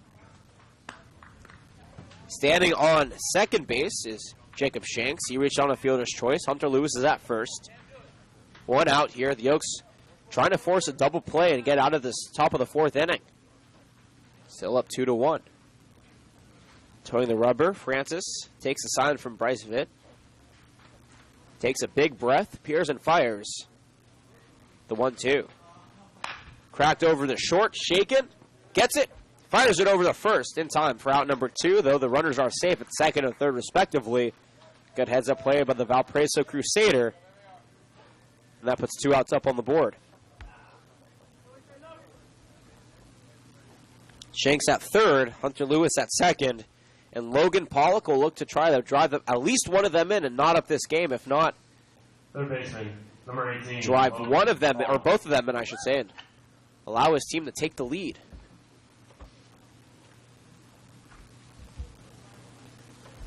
Oaks only have 2 hits on the ball game, though. They've drawn 2 walks and have been hit twice as well. Pollock 0 for 1. In a perfect spot to make amends as he takes the first pitch at the knees for strike 1. 89 miles an hour on the gun.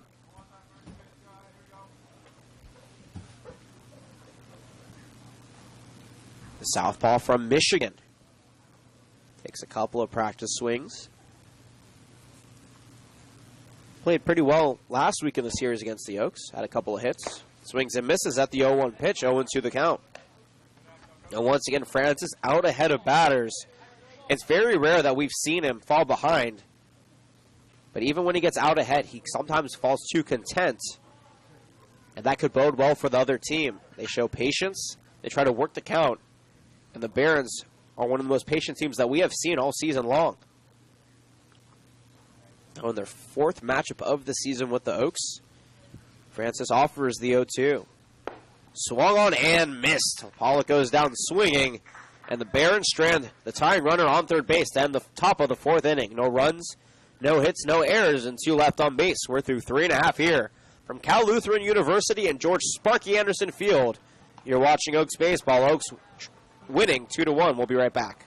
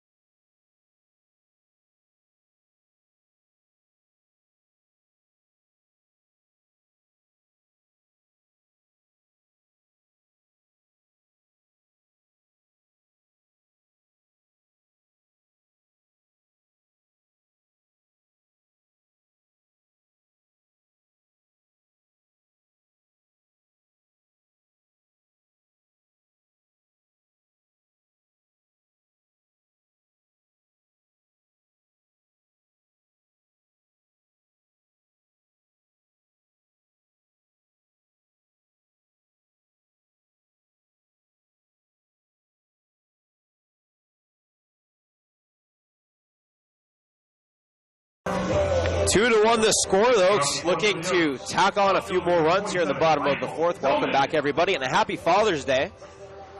We appreciate you making us a part of your Sunday, no matter how you're watching or where you're watching. Sean and I truly, truly appreciate it. Sam Shakin. Actually, Michael Tillman will lead things off here for the Oaks and takes the first pitch low for ball 1. He's 0 for 0 on the day. Walked in the second. Advanced the second on an error. And then scored thereafter. High stance. The 1-0 offering from Hereford is low and away for ball 1. Tillman led Pierce Junior College this past season in batting average. And does bat very well, though, so far in the season. A .226 stint. Though most of these Oaks who are offensively talented as that pitch is a strike on the outside corner are slumping. So it's not like Tillman is an anomaly. It's just something in the Conejo Oaks weather, the air right now, that has really been stifling their offense. 2-1 pitch is cracked to left field. Dean, just short of the track, makes the catch for out number 1. Bryce Veet now stepping in. On the day for him, he's 1 for 1 with a single. And the turnout actually today ended up being pretty good here for the Oaks. And for the Barons, a couple of fans on both sides cheering on their respective players. A lot of grandparents in the crowd. Happy Father's Day to all of them. Vitt takes a strike on the outside corner. 2 runs, 2 hits for the Oaks. 1 run, 3 hits, 3 errors for the Barons, and both their runs have been unearned. 0-1 pitch misses low and away. 1-1 the count. So even though the Oaks don't necessarily care, the Barons have to be a little upset about that. Oh, beautiful curveball is in there for strike number 2. That was wicked. That was the nicest pitch we've seen all day on either side. Spencer Hereford, where has that been all game? Wow, what movement on the inside corner. Offers the 1-2. Another curveball. This time, though, it loops out of the zone. 2-2 the count.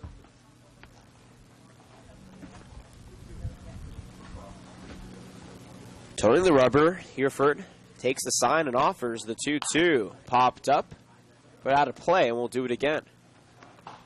Bryce Veet was a late addition to the Oaks roster. The Oaks were supposed to get a stud catcher from Rice. Ended up tearing his labrum in their super regional. Had to call it quits for the summer, and the Oaks have been fortunate to get this young man from Pierce to take his place. 2-2 pitch, foul it off. Third base coach Brian Wilson fields it. And we'll do it again. 2 balls and 2 strikes to Bryce Veet. One of 3 Oaks catchers, though.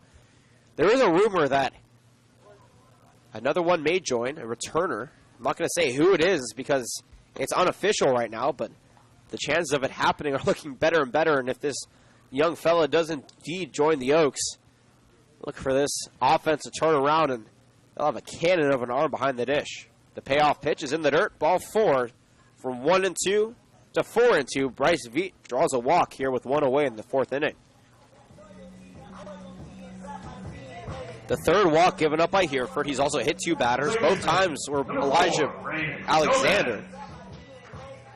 The Oaks continuing to find ways to get on base without using their bat, and that is something that we are finally seeing come to fruition. They didn't walk a lot through the first week and a half of the season. They've been walking a lot more here as we end week number 2 of the season, I should say. First pitch to Raymond Gomez is popped foul, back out of play. 0-1 the count. Reiteration of the field here for the Academy Barons for you. Roosevelt Barnes is in right, Desmond Gates in center, and Cameron Dean in left. Hunter Lewis at first, Trent Anderson at second, Daniel Harris at short, Logan Pollock at third behind the dish, Garrett Owlette and Spencer Hereford on the mound. Runner goes, 0-1 pitch popped up to right field. Barnes takes a couple steps back and makes the catch. Striding back to first base is Bryce Vitt, and there are 2 outs now. Back to the top of the order for Sam Shaken. Shaken on the day, 1 for 2 with a single and a flyout. Looking to continue those numbers, 500 stint today, and trying to get that batting average to creep up because he has really been slumping. Not something we're accustomed to from the Valparaiso Crusader. Batted over 280 this past season with them. A little bit lower than he batted his first 2 seasons with Valparaiso because they moved into a harder conference. Takes that pitch low and away for ball 1. But he adjusted nicely. 280 is still a pretty good mark with Valparaiso. They moved from the Horizon League to the Missouri Valley Conference. A pretty good baseball conference, of course, led by Missouri State. They also have Bradley University, Northern Iowa, Illinois State, UI Chicago in that league. Pickoff attempt, nothing doing. Veet doesn't pose too much speed out there at first, though. He can get a jump if he is motivated enough to. I don't think the steal sign is on, though. Hereford toes the rubber, and another pickoff attempt.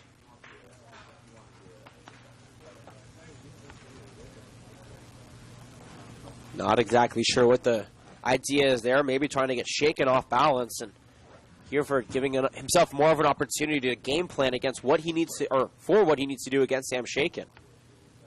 Offers the 1-0. Popped up, back and out of play, 1-1 the count.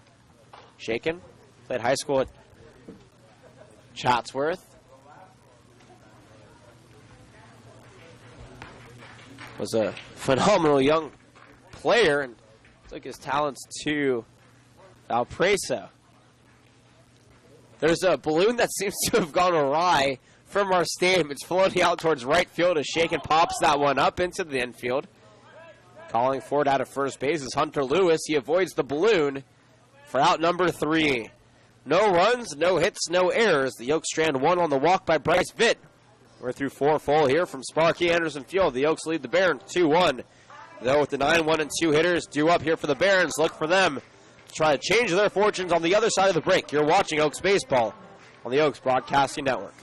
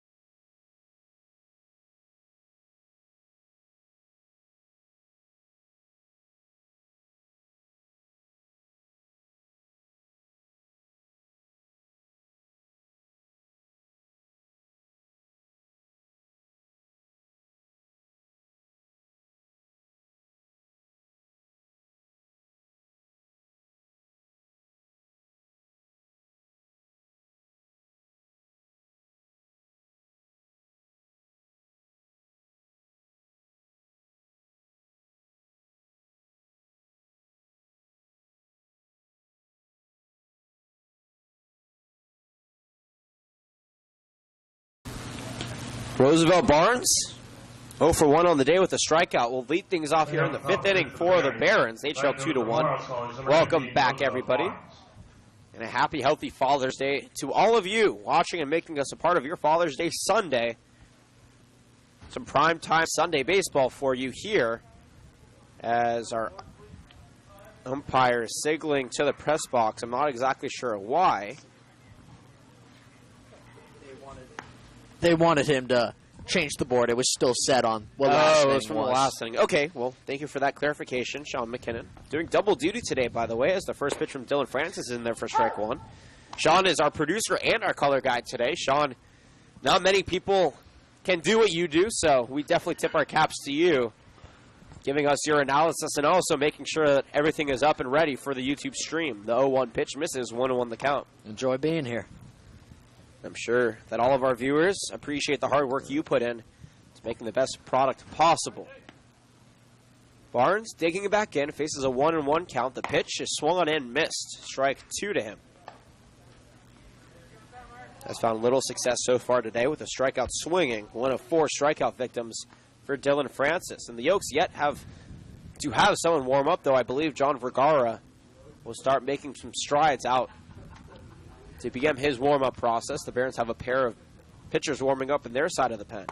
1-2 pitch, called strike 3 on the inside corner. 5th strikeout on the day for Dylan Francis. That puts out number 1 up on the board here to kick off the 5th inning. Wow, beautiful pitch. And again, another inning starting off where he left off in the 4th. He struck out Logan Paul at the end of 4th. Strikes out Roosevelt Barnes to kick off the 5th. It seems quite unlike the Barons. Usually they're pretty good at getting runners on base and runs on the board. But I think the Oaks have finally found one of their strongest starters, at least on the season, in Dylan Francis. Desmond Gates steps back in and fouls that one back against the screen. He's 0 for 2 on the day.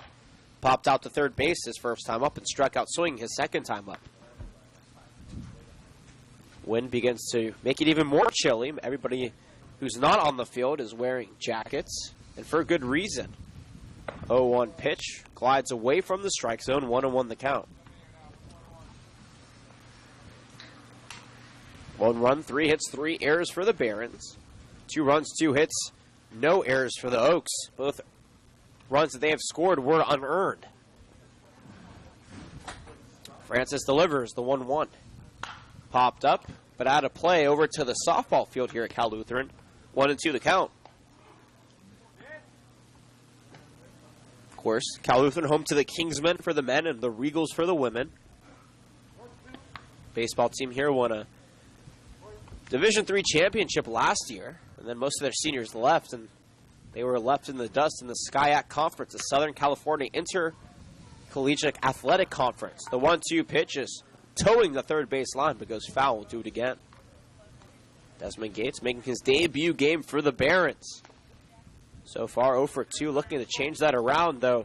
Behind in the count, 1 ball, 2 strikes.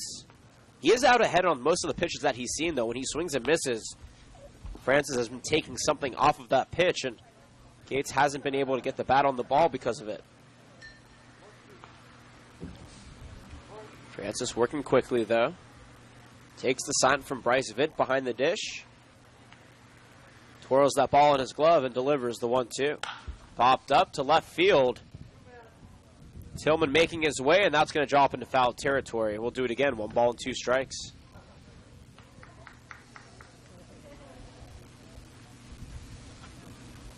The Oaks do have John Vergara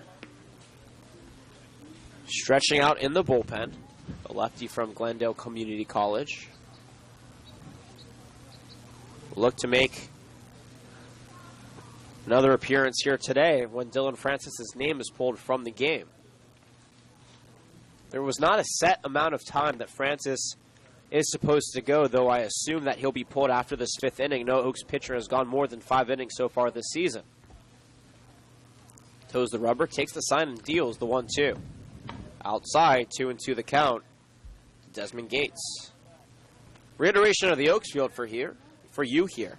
Andrew Lucas in right, Elijah Alexander in center, Michael Tillman in left. I'll give you the infield here after this pitch. The 2-2 offering. Swung on and missed. Strike 3 for Desmond Gates. He's struck out now 2 consecutive times. 6 strikeouts on the game for Dylan Francis, and he struck out 2 in a row, 3 in a row going back to last inning. He really has these Barons numbers right now. By the way, the Oaks infield for you. Tyler Ryan's at first, Raymond Gomez at second, Sam Shaken at short, and Brandon Lewis at third. Bryce Vitt is behind the dish, and Dylan Francis is on the mound. Cal Poly Promoter Products.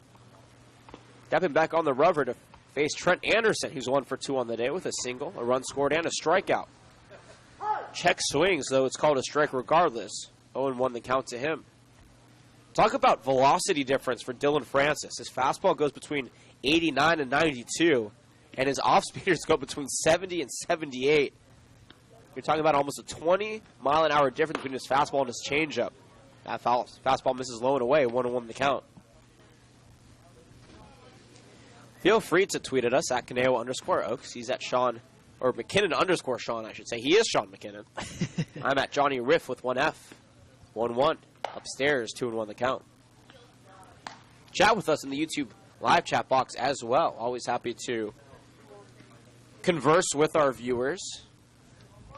Questions, comments, concerns, anything you want to say within reason, of course. We're always happy to tend to. That pitch outside, 3-1 the count.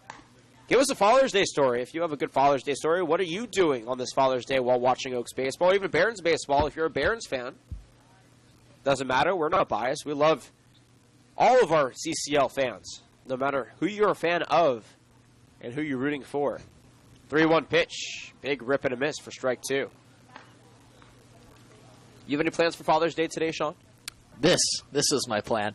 It's been a long day at the ballpark, but it's been enjoyable. I'll get to go home. My family's at a concert in the park. Oh, very nice. The tribute bands. Is that out in Topanga or is that out in the area? I think it's close to the Oak Park area. Very nice. Payoff pitch. Half-hearted swing. Got him. Strike 3. And that is the perfect inning for Dylan Francis. 1 looking, 2 swinging. 7 strikeouts on the game. No runs, no hits, no errors. Nobody left on base. To the bottom of the 5th we go. Oaks lead 2-1 on the Oaks Broadcasting Network.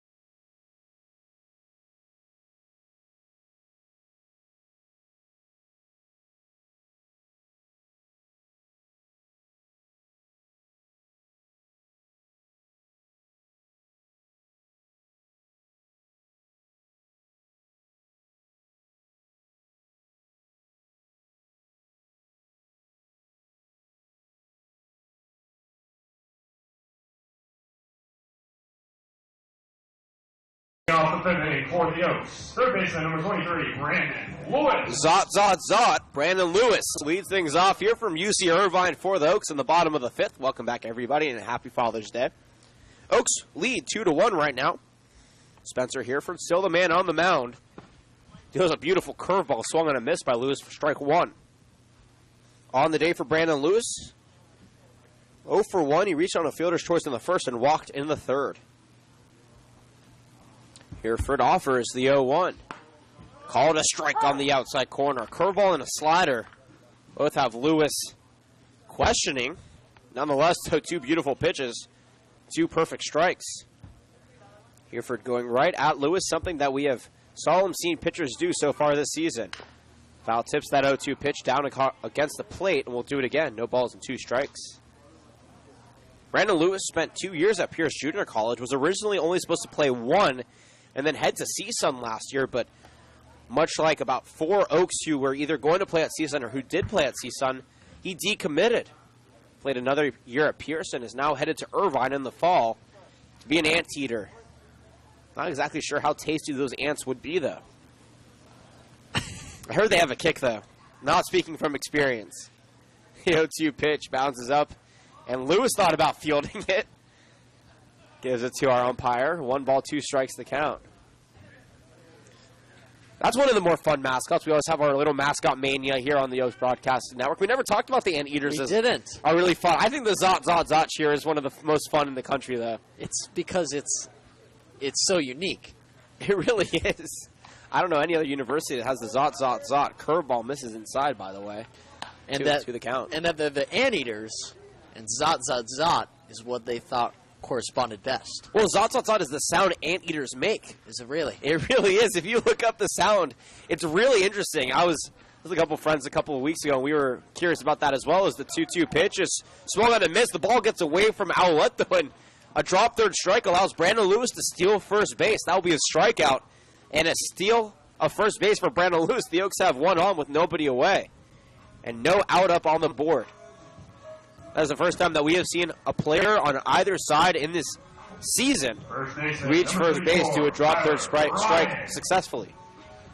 That's only the first strikeout of the game for Spencer Hereford, but again, it doesn't matter. Or it does matter to his stats, but it doesn't matter because the Oaks have a runner on now. Tyler Ryan now stepping in. He's 0 for 2. Still only 2 hits on the season for him as a quick pickoff attempt has Lewis diving back safely. John Vergara now really warming up in the Oaks bullpen. Dylan Francis has had a stellar day with 7 strikeouts and only 3 hits given up. But I will likely expect that that leash will be pulled. Runner goes. Pitch is swung and a miss, though Owlette mishandles it, and Brandon Lewis is on second base with his 3rd stolen base of the season.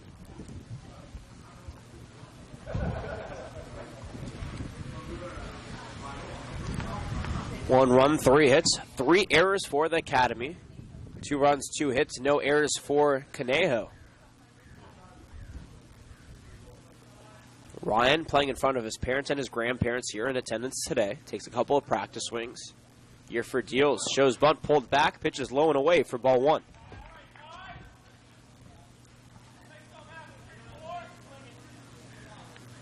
Ryan knows that he is the key to really helping this offense break out of the slump that has been persisting through the better part of this week.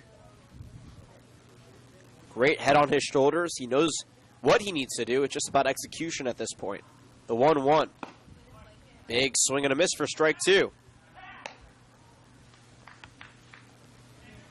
The Oaks bullpen, the Oaks dugout. The Oaks bullpen is in action, but the Oaks dugout is being very vocal right now. Something that we have not seen from them, or heard from them, I should say, a lot this season. Normally a pretty quiet team. Everybody's very composed. They show a lot of good sportsmanship. The Barons, too. The Barons are a very quiet team. They all are very, very composed in that dugout. The 1-2 pitch is sliced in the right center field.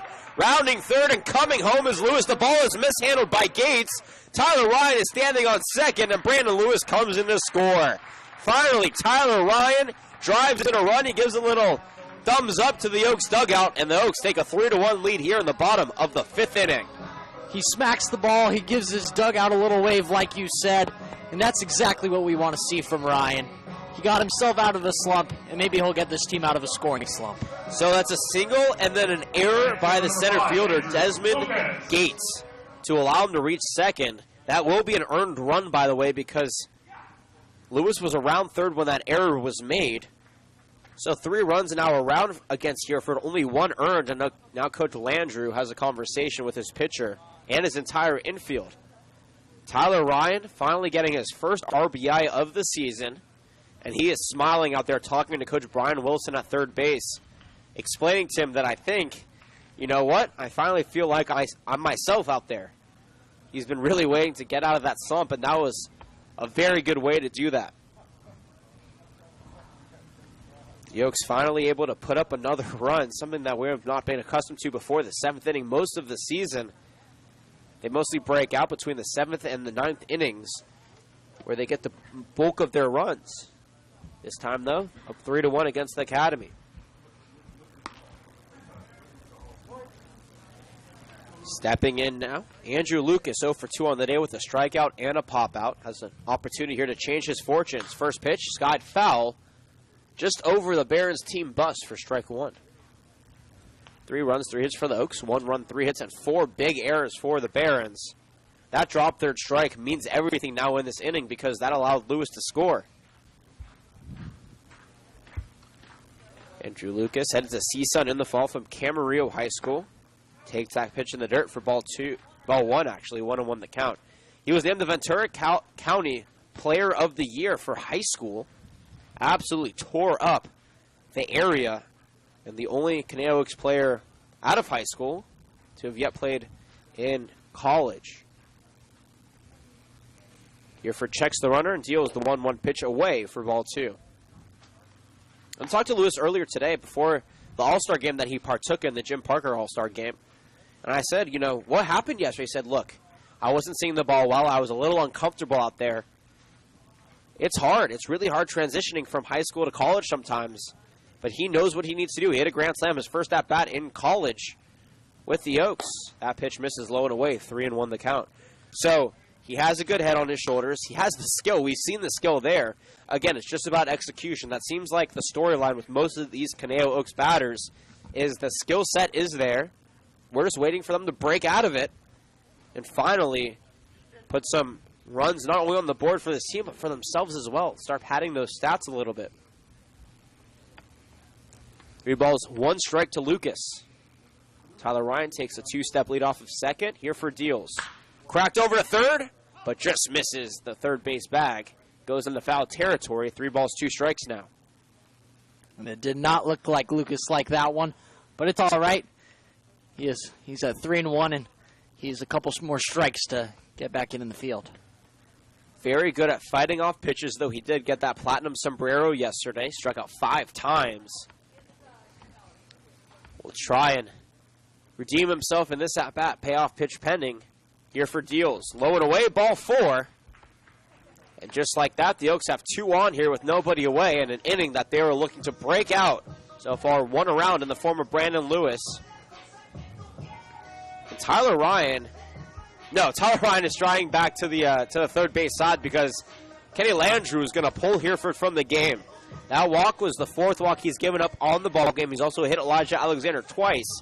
So 6 free base runners for him, and he will be pulled. We'll give you his final line on the new Barons pitcher after the break.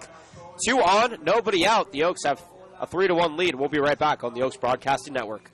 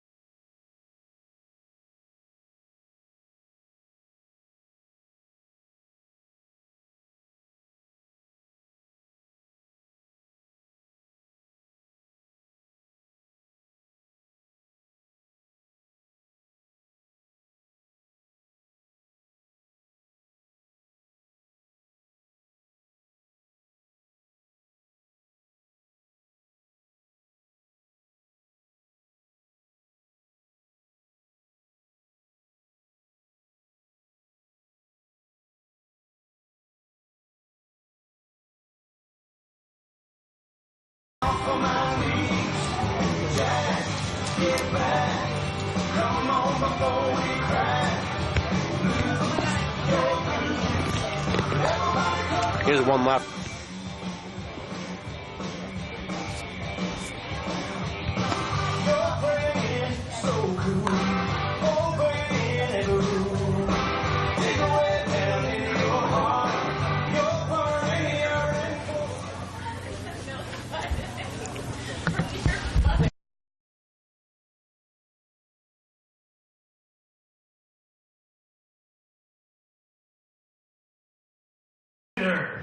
Nicolaitis takes the mound here in relief for Spencer Hereford.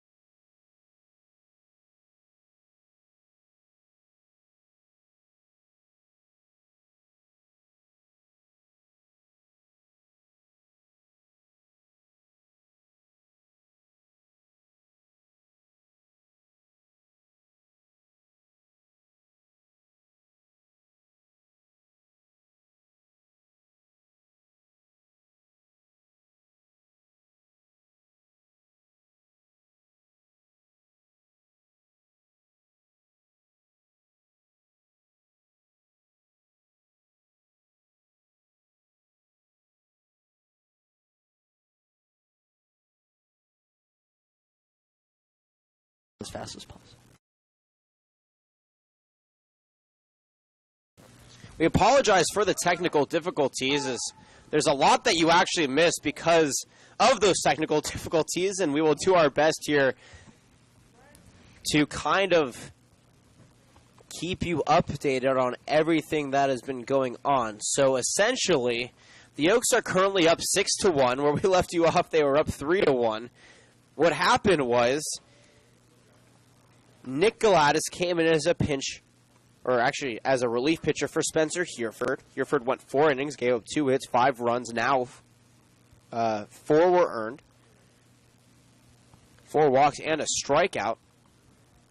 As Bryce Vitt steps in and drills one to center field, giving chase, though, making the catch as Gates, tagging from second to third for out number 2, by the way. That was out number 2, but checking from second to third is Tillman. So, after Goliath came in, out there were runners on second and third for the Oaks. Tyler Ryan was on third base. Elijah Alexander popped one out to center field. It was a sacrifice that brought in Tyler Ryan. Thereafter, Michael Spears drove in Andrew Lucas, who walked before and was standing on third base with his first RBI of the season, his first Oaks hit of the season. And then Michael Tillman hit him in. So the Oaks have scored 3 runs in the inning, actually 4 runs in the inning.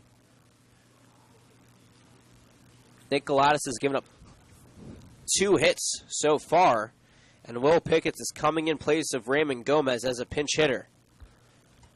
I'll reiterate the inning for you after the end of this inning, but once again, the Oaks are up 6-1. There are 2 outs and a runner on third base in the form of Michael Tillman. Will Pickett's, by the way, coming in place of Raymond Gomez. Gomez finished his day 0 for 2 with a second base reached by way of an error and a fly out, as that pitch to Pickett's is taken low.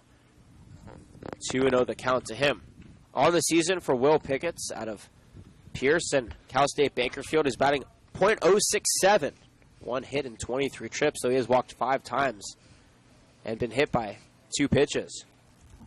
The 1-0, high and deep to left field. If it stays fair, it's gone. But it's foul. It actually wasn't gone.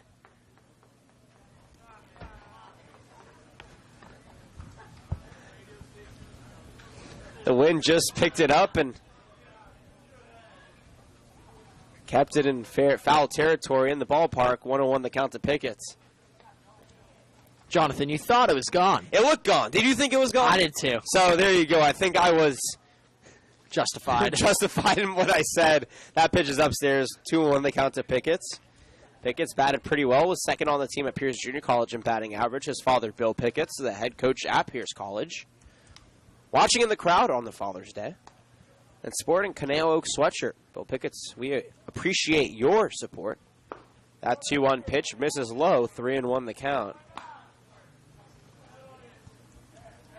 6 runs, 5 hits, no errors for the Oaks. 1 run, 3 hits, 4 errors for the Barons.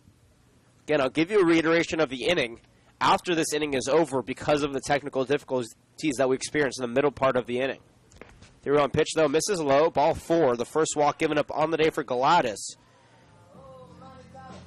The 5th walk drawn for the Oaks all day long, and Will Pickett's is on first base. Runners at the corners, now with 2 away. And we go back to the top of the order for Sam Shaken. If he can get on base, the Oaks will have batted around. He's 1 for 2 on the day with a single and a fly out to right.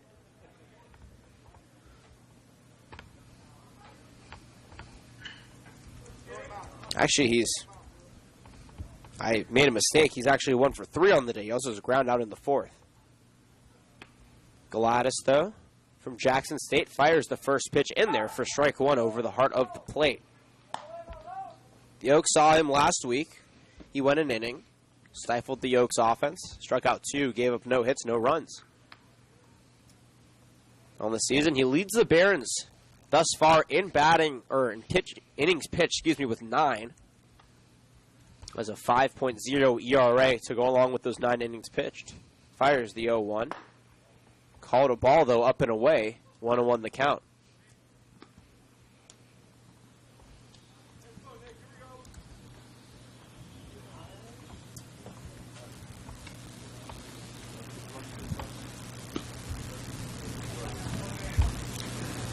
One Ball 1, strike 2 away.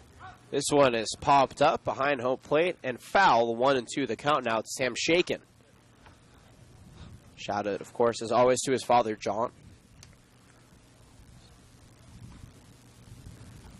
As he takes a couple of practice swings before stepping back into the right-handed batter's box.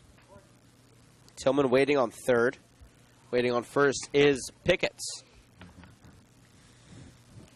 Gladys offers the 1-2 pitch, sliced in the left field, and that's going to drop for a single. Coming in and scoring is Michael Tillman, and the Oaks continue to tally on the runs here in the bottom of the 5th inning. Now lead 7-1 on 5 runs. They have also batted around as Brandon Lewis, who struck out to begin the inning but reached first base on a drop third strike, which kind of led to the onslaught for the Oaks in this inning, will step back in. And it shows how important miscues can be on either side. Lewis, before that drop third strike, was 0 for 1. He's now 0 for 2 with a walk, reached on a fielder's choice, and also reached on a drop third strike. He's finding ways, besides hitting the ball fair in the field, to get on base. The first pitch to him is low and away for ball 1. Stole second base after reaching first base and came around to score the first run of the inning for the Oaks. Shaken is now 2 for 3 on the day, by the way. He's standing at first base. And that was the last runner that'll be accredited to Spencer Hereford. Every other run that comes around this inning, as that pitch has popped up, so no more runs will be accredited to Galatas. Out of third base, Pollock tracks that one down and makes the catch for out number 3. We're going to keep it here. I'm going to reiterate the inning for all of our viewers because of the technical difficulty. We will put the lineup for you, though. The final line of this inning, the Oaks get 6 runs on 4 hits, 1 error, and a total of 2 left on base. So once again, where we left off, actually I'll just start from the beginning. Brandon Lewis started off the inning reaching base after a drop third strike. Then Tyler Ryan stepped in and singled. Lewis advanced a second on a stolen base before, so he was able to come in and score on the RBI single by Tyler Ryan. Then Andrew Lucas came in and walked. Then there was a pitching change, and that's where we lost you. There were runners on first and second with actually nobody out. Alexander sacrificed a fly out to center, which scored Tyler Ryan from third home. That advanced Andrew Lucas from second to third. Michael Spears then RBI singled in Andrew Lucas, and he was on first base. Then Michael Tillman, after Spears stole second base, was able to single in Michael Spears. Bryce Vitt flew out to center. Will Pickett's walked. Sam Shaken scored Michael Tillman on the RBI single. And Brandon Lewis ended the inning, popping out to third base. So we're going to take a break as John Vergara will be the new pitcher on the mound for the Oaks. Takes a couple of warm-up pitches. Once again, the Oaks lead 7-1 right here as we hit the top of the 6th on the Oaks Broadcasting Network.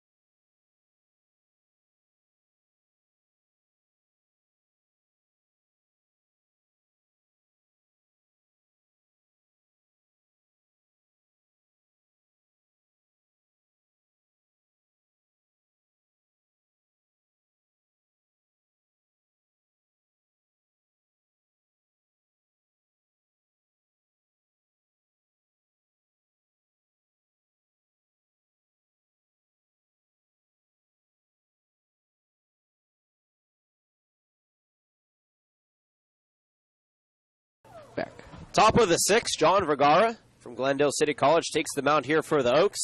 The last time he faced these Barons, he closed out the 8-7 win in 11 innings for the Oaks, struck out all 3 batters he faced. We'll look to try to recreate what he did a week ago in that game. On the season, he has 4 appearances. He has an 0-1 record. He is 1 for 1 in saves, though. A 10.8 ERA. 6 strikeouts to go along with 6 walks. First batter he will face is Daniel Harris. He's 0 for 2 today. The first pitch to him cracked foul for strike 1. The Oaks have Eric Maul also warming up in the bullpen. Right-handed pitcher from Whitman College who's been stellar for the Oaks this season. 1.13 ERA for him. Look for him to get some relief here in the latter part of this game. But first, Vergara's opportunity. Eastern Kentucky product, by the way. Daniel Harris has struck out and flown out in his first 2 trips at bat. Takes that pitch upstairs to even the count. 1 ball and 1 strike.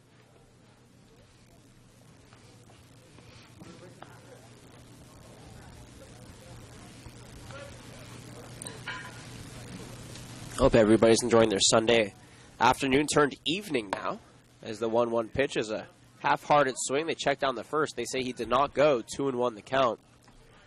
The only late start that we'll have on any Sunday here at Sparky Anderson Field. Every other Sunday that the Oaks host will be a 12 o'clock start. Of course, in a week we'll be on the road, wrapping up a series on Sunday in Healdsburg. The 2-1 popped up, back and out of play, evens the count, 2 balls and 2 strikes. So the week ahead looking for the Oaks, as I mentioned earlier, day off tomorrow, then a 2-game homestand, first against the Santa Barbara Foresters on Tuesday, and then against the Arroyo Seco Saints on Wednesday. A day off Thursday, the team will travel up north on Friday, play Healdsburg in a doubleheader on Saturday at 3 o'clock and 6 o'clock, and then finish off on Sunday at 10 o'clock against the Healdsburg Prune Packers. 2-2 pitch, upstairs, ball 3. And the Oaks will come back home for a 4-game homestand. They'll be very excited to be back home after the long bus ride up north and the long bus ride back down south. Payoff pitch here from Vergara. Popped up, down the first base side, but out of play. And we'll have to do 3 balls and 2 strikes once again.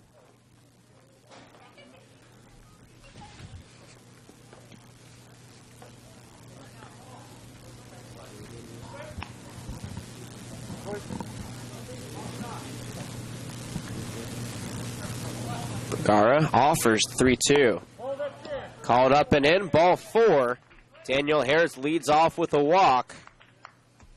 And the Barons are trying to respond to the Oaks' big 5-run 5th inning with a big inning of their own, and that's the way to start it out. A leadoff walk for Daniel Harris brings Garrett Owlett up. He's 1 for 1 on the day. An RBI double in the first and was hit by a pitch in the 4th. He was thrown out, though, on a fielder's choice thereafter on a grounder by Jacob Shanks. For the Barons, they also have a day off tomorrow, as the first pitch to the lefty is sliced up the middle, and that's going to drop for a single. A lefty-on-lefty matchup doesn't faze Garrett Owlett. He gets another single today. He's reached base all 3 times he's up, and that puts runners on first and second now with nobody away here in the 6th inning. An explosive Baron offense is what they're going to need to have for the last couple innings of the game if they're going to want to be able to tie it up. And that's what we saw to these first 2 hits. Going back to the Barons' schedule, they have a day off tomorrow. Then they'll host San Luis Obispo in a 3-game series at the MLB Urban Youth Academy. Then they have a day off on Friday and play the Catch in a 2-game series to end the weekend. First pitch of Jacob Shanks is fouled back for strike 1. They have a pretty tough schedule themselves. Shanks on the day, 0 for 2. Flew out to left and reached on a fielder's choice 8-5 back in the 4th inning. Takes that 0-1 pitch in there for strike 2. And Vergara is out ahead of him, no balls and 2 strikes.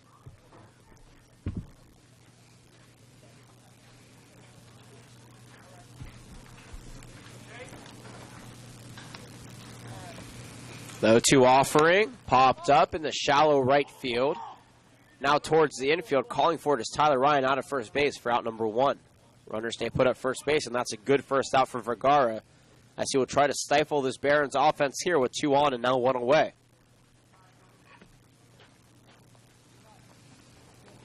Tyler Ryan making his debut this season at first base. He's played left field and third base.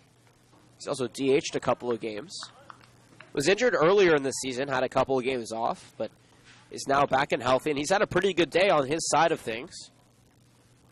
Finally breaking out of that slump that he's been upset about.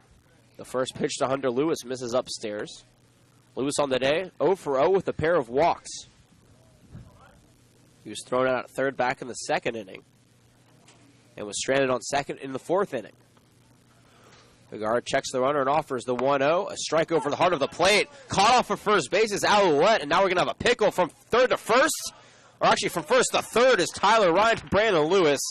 And they tag out Daniel Harris, the leadoff runner, for out number 2. That was a mistake on the base paths by the Barons. We'll call that a 2-3-5 put out. Runner on second is Garrett Alouette. And now 2 outs for Jacob. Check that, for Hunter Lewis, who's facing a 1-1 count. Yeah, just an unnecessary mistake by the Barons. They've still got a runner on, but you got him another out on the board. Curveball misses high. 2-1 the count now for Vergara. I think that Alouette thought there was a double steal on because Harris took a big lead off of second and then faked like he was running, but came back to second. Alouette took off for second, and that forced Harris to move over to third. 2-1 pitch. Did it hit him? I guess not. I guess it just got away from Bryce Vitt, and that advances Alouette from second to third on the wild pitch. It looked like it caught the lower part of the shoulder of Hunter Lewis, but I guess not. Vitt just missed the catch on the inside ball. 3-1 the count.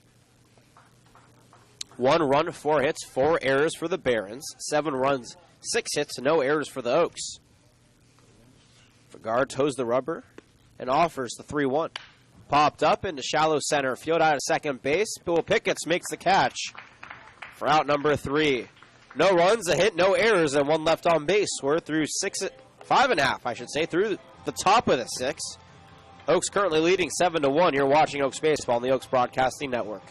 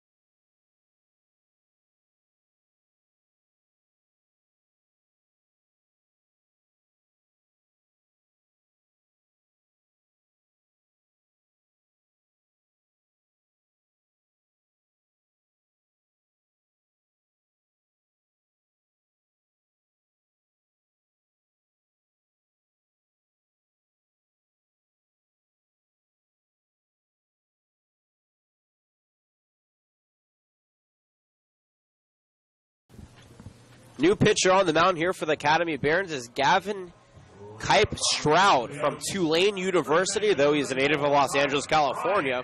And he'll look to keep his Oaks offense at base, here in the bottom of the 6th inning. Nick Gladys went 1 inning, gave up 4 hits, no runs. The runs that he gave up were all earned to Spencer Hereford. He walked 1, didn't strike out any. Stroud deals the first pitch to Tyler Ryan, and Ryan rips that way foul out of the ballpark for strike 1.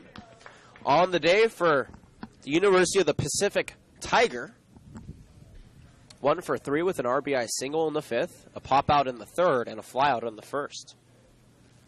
So far, the fortunes that he has been praying to turn around have. They sacrificed the bat he's been using all season at the beginning of the game, meaning that it's unusable anymore. As he drills that one deep to left field, Dean making a chase for it at the wall, and he can't make the catch, and that'll go over the wall for a ground rule double. Tyler Ryan is now 2 for 4 in the day, and he gets an extra base hit right here to kick off the Oaks half of the 6th inning. Well done there from Tyler Ryan. Stroud gives up his first hit on the first batter he faces. And that'll bring up Andrew Lucas now. He's for 2 on the day with a walk and a run scored, a strikeout and a pop-out in 3 trips. But yeah, before the game, as I mentioned earlier, they quote-unquote sacrificed Tyler Ryan's old bat to try to get what they thought were bad omens that were forcing Ryan to have a rough start to the season. And so far, I guess it's worked. He's 2 for 4 today with a single or RBI, a run scored and a double. Stroud on the mound, the third pitcher for the Barons on the day. Toes the rubber and fires the first pitch into Lucas for ball 1. Gavin Stroud on the season in 1 2/3 innings pitched has a 5.40 ERA. 3 walks, 3 strikeouts. Toes the rubber, checks the runner at second, and deals the 1-0. Cracked over to third, but foul, evens the count. 1 ball, 1 strike. Eric Moss still warming up for the Oaks. Jackson Simonsgard is also out there, though I don't think he's going to throw any bullpen. He's just a supporter, still coming off of an injury that he experienced this past season during collegiate play. 1 ball, 1 strike now to Andrew Lucas. Stroud deals in the dirt. Good block by Ouellette. Keeps Ryan at second. You know what I never really thought of before here, Sean? You know, Tyler Ryan is the man with 2 first names, of course. Yes. But so is Andrew Lucas. It's a good point. I never thought about that. Not Sam Shaken? Can Shaken not be a first name? I don't think so. That'd be really funny, but no, I think that Andrew Lucas is a little bit closer to having 2 first names. As he drills one over the third, mishandled by Pollock, but he will regather himself and fire it over the first. For out number 1, Tyler Ryan stays put at second base. Well done by Pollock to gather himself and get the efficient out. Runner on second, 1 away now here in the bottom of the 6th for Elijah Alexander. And Alexander bopping that head on the walk-up song. You almost never see a player actually dance to their walk-up song because they're just so zoned in. But Elijah Alexander, you see him bopping his head, and sometimes he'll throw a little dance move or 2 out there to that walk-up song. And I know that's one of the big reasons why you like him, Sean, is because he gets into it. Exactly. I mentioned that walk-up song earlier today. I'd never heard the song before. I don't really know what it is, but there's something about it. But you're vibing to it, huh? Oh, yes. On the day for Alexander, he's 0 for 0 still. He takes that pitch outside for ball 1. He's been hit by 2 pitches. He has a run scored. He also sacrificed out to center his last time up and scored Andrew Lucas.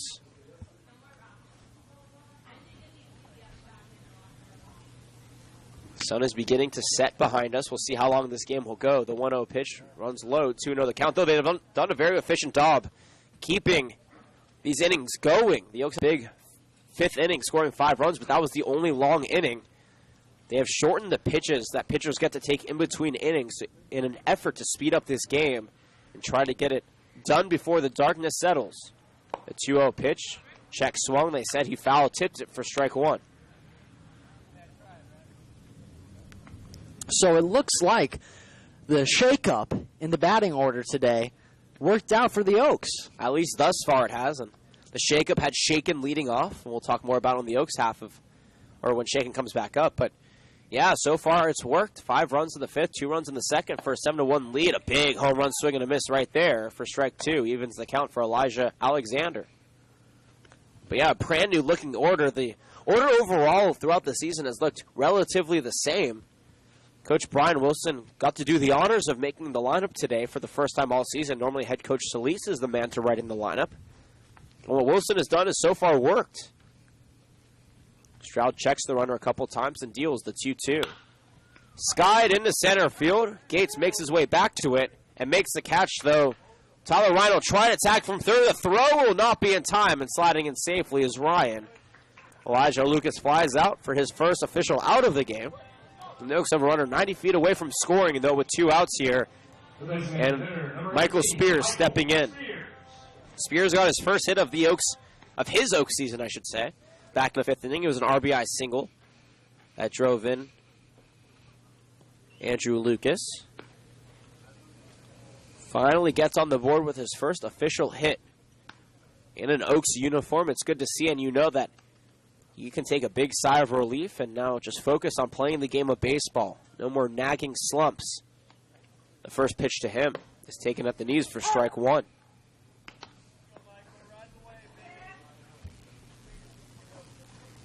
Bottom of the 6th inning. 1 run, 4 hits, 4 errors for the Barons. 7 runs, 7 hits, no errors for the Oaks. We haven't seen the Oaks hit into double digits since last Tuesday when they won 14-5 against the Orange County Surf. 0-1 pitch bounces in the dirt, evens the count, 1 ball and 1 strike.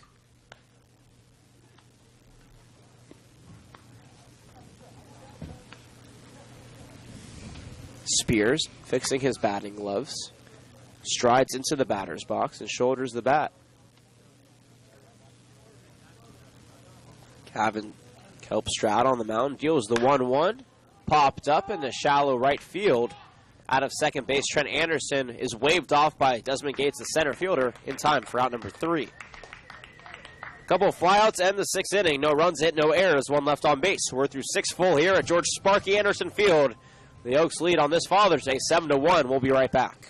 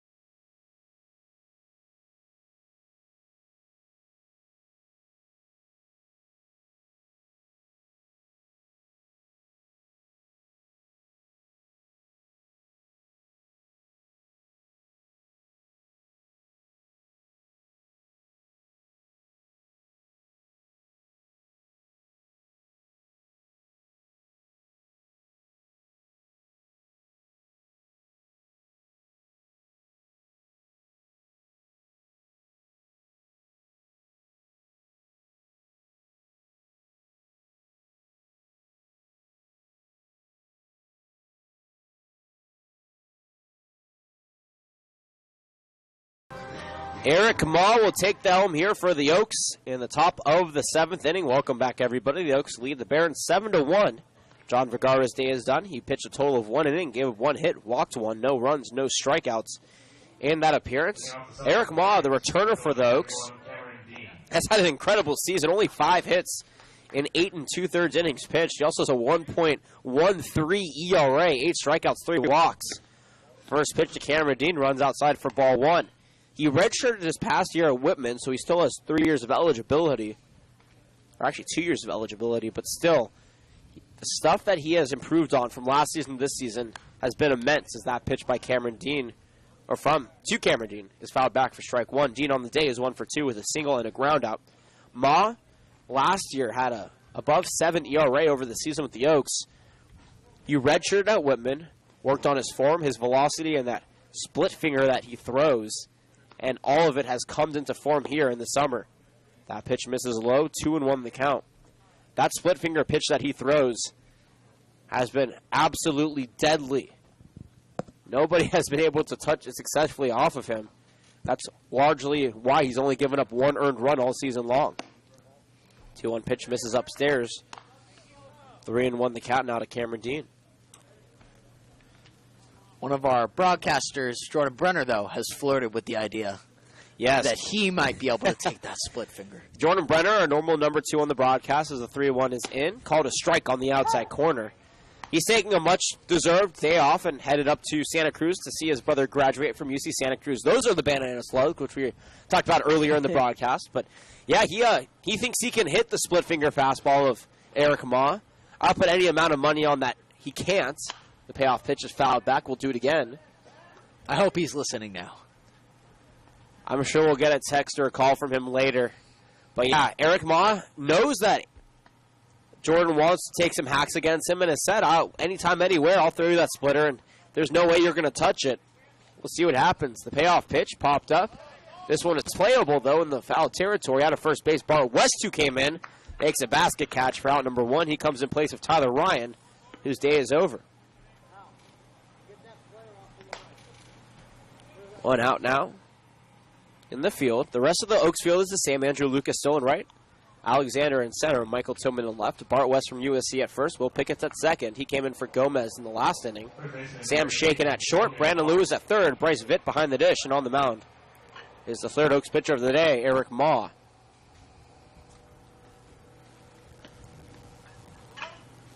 So we get into the latter part of the Father's Day.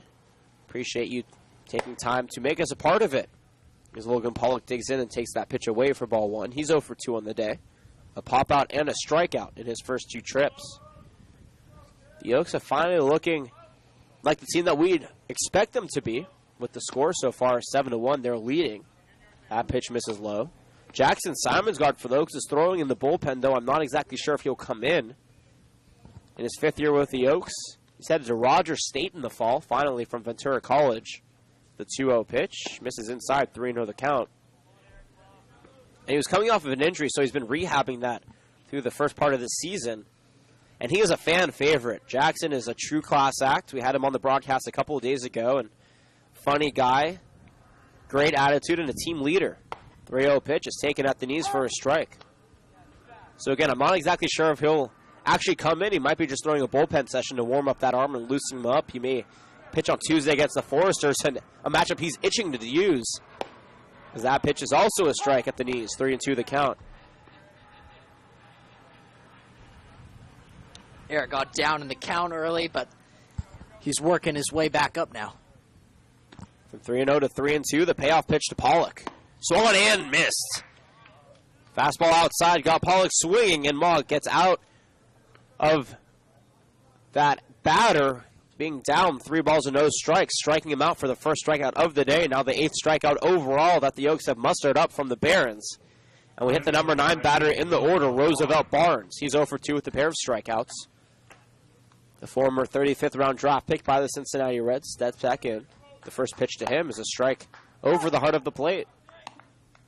Calls Morehouse College his home. In his 2nd year with the Academy Barons. Calls time and wants to take a sec to readjust. 7 runs, 7 hits for the Oaks, no errors. 1 run, 4 hits, 4 errors for the Barons. The 0-1. Taken outside, 1-1 the count.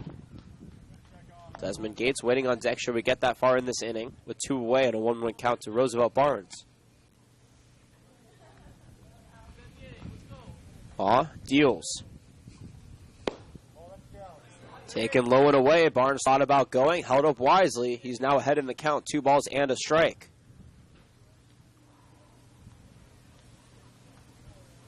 little bit of blue sky appears above home plate as that pitch is called a strike on the outside corner, 2-2 the count. But overall, it's been a very gloomy day. The temperature now dropping below 60 degrees. And for the middle of June here in Thousand Oaks, California, we are unaccustomed to such gloomy weather. A 2-2 offering. And the dirt, ball 3 on the splitter. Full count now for a second straight batter. Summer solstice, of course, in 5 days. 4 days, actually, on the 21st. I was no good at math, so obviously I couldn't count that high. The payoff pitch popped up towards short. Shaken calls for it and makes the catch on the infield grass for out number 3. A quiet top of the 7th here for the Barons. They go down in order. No runs, no hits, no errors. Nobody left on base. To the bottom of the 7th we go. Enjoy the 7th inning stretch. Get up, take a stretch, and enjoy the latter part of this baseball game. You're watching Father's Day Baseball. The Oaks and the Barons right here on the Oaks Broadcasting Network. We'll be right back.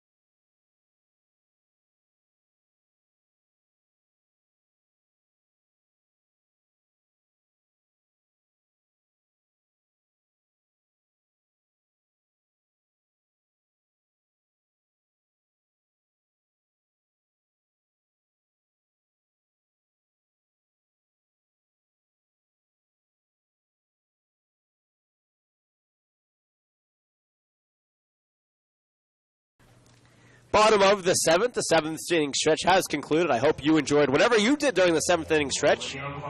We just joked around up here often, as Sean and I like to do during in-between innings. We have a couple of running jokes that eventually we'll probably share with our loyal viewers as the season goes on. Oaks are currently leading 7-1 with Michael Tillman stepping in and Chris Keach, the new pitcher, on the mound. Set to take that home here for the Barons. The first pitch to Tillman is lined foul down the third base line. That means Gavin Stroud's day is done. 1 inning pitched, 1 hit, no runs, no strikeouts, no walks for him.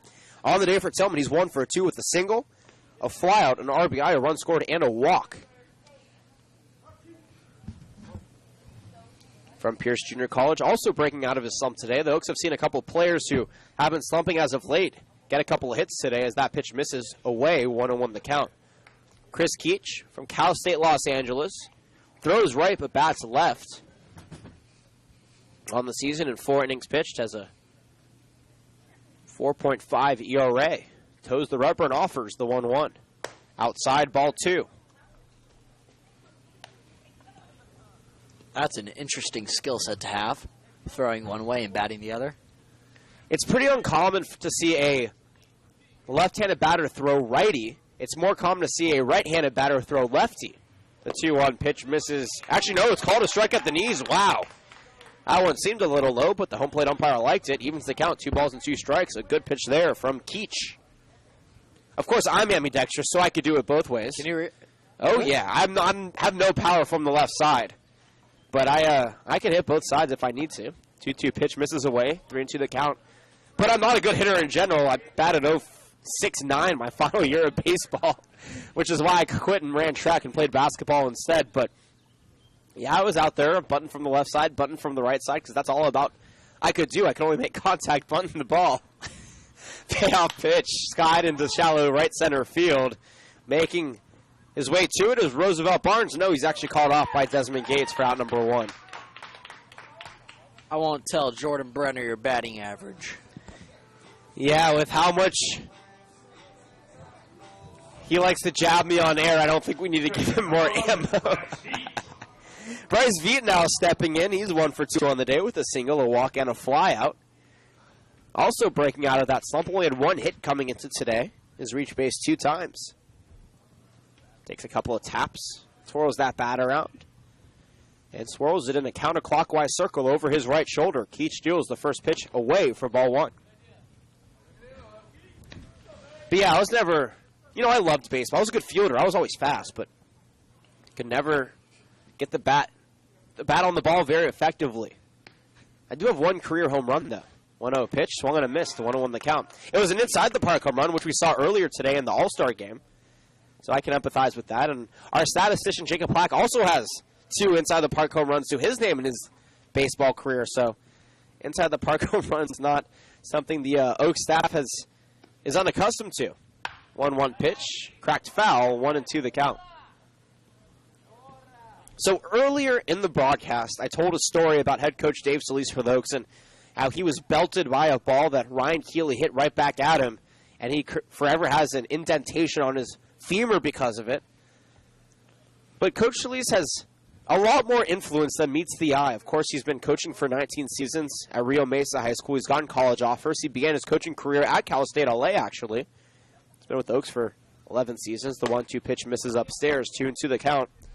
But he's actually influenced an entire culture for many of those who have been following the Oaks over the past couple of years, or who know who I am. I go to the University of Oregon. And there's a slogan up there as that pitch is low for ball 3, 3-2 the count. In the Oregon dugout that reads, "We is greater than me." It's famous throughout Eugene. Everybody knows it. George Horton, the coach up there, is very adamant on that slogan. Well, apparently, and I just learned this last night. Remember, this is my 3rd year with the team, and I didn't know any of this. As the payoff pitch is dealt, speared into right center field. That's going back to the track and the wall. That's good for extra bases. Veet rounds first, goes to second. Gates mishandles it, and Veet is trying to stretch it to 3. He does. A stand-up triple for Bryce Veet. His 2nd hit of the game as he gets a much-deserved round of applause by the Oaks dugout. And they have a runner in scoring position with 1 away here in the 7th inning. But going back to that story, as Bryce Veet is now topped the amount of hits that he had coming into the game. He has 2 on the game. He only had 1 hit coming into the game as Will Pickett steps in. He's 0 for 0 on the day with a walk. So, head coach Solis, when he started at Rio Mesa High School, he told the administration, look, I want to have a slogan. Will you allow me to make warm-up shirts with my own slogan on them? And they said, yeah, absolutely. As Keach toes the rubber and deals the first pitch to Pickett. Slice into center field. And catching it is Gates from third home, though, on the sacrifice is Bryce Veet. And the Oaks take an 8-1 lead here in the 7th on the sacrifice fly by Will Pickett. 2 outs now. So the Rio Mesa administration told head coach Solis, yes, of course, you can do whatever you want. So Solis said, you know what, I want to create the slogan, "We is greater than me." He's very big on motivational speeches. He's big on those little slogans. He tells the Oaks various ones throughout the season. Some are more appropriate than others, so we won't repeat all of them. But we go back to the top of the order for Sam Shakin, who's 2 for 4 on the day, as he takes the first pitch low and away for ball 1. But anyway, so he created that slogan, "We is greater than me." He didn't put Rio Mesa on it. He just had the Rio Mesa colors, of course, red and black and white. And on the back it had the Wilson name. There was no Rio Mesa on it, as the 1-0 pitch misses low for ball 2.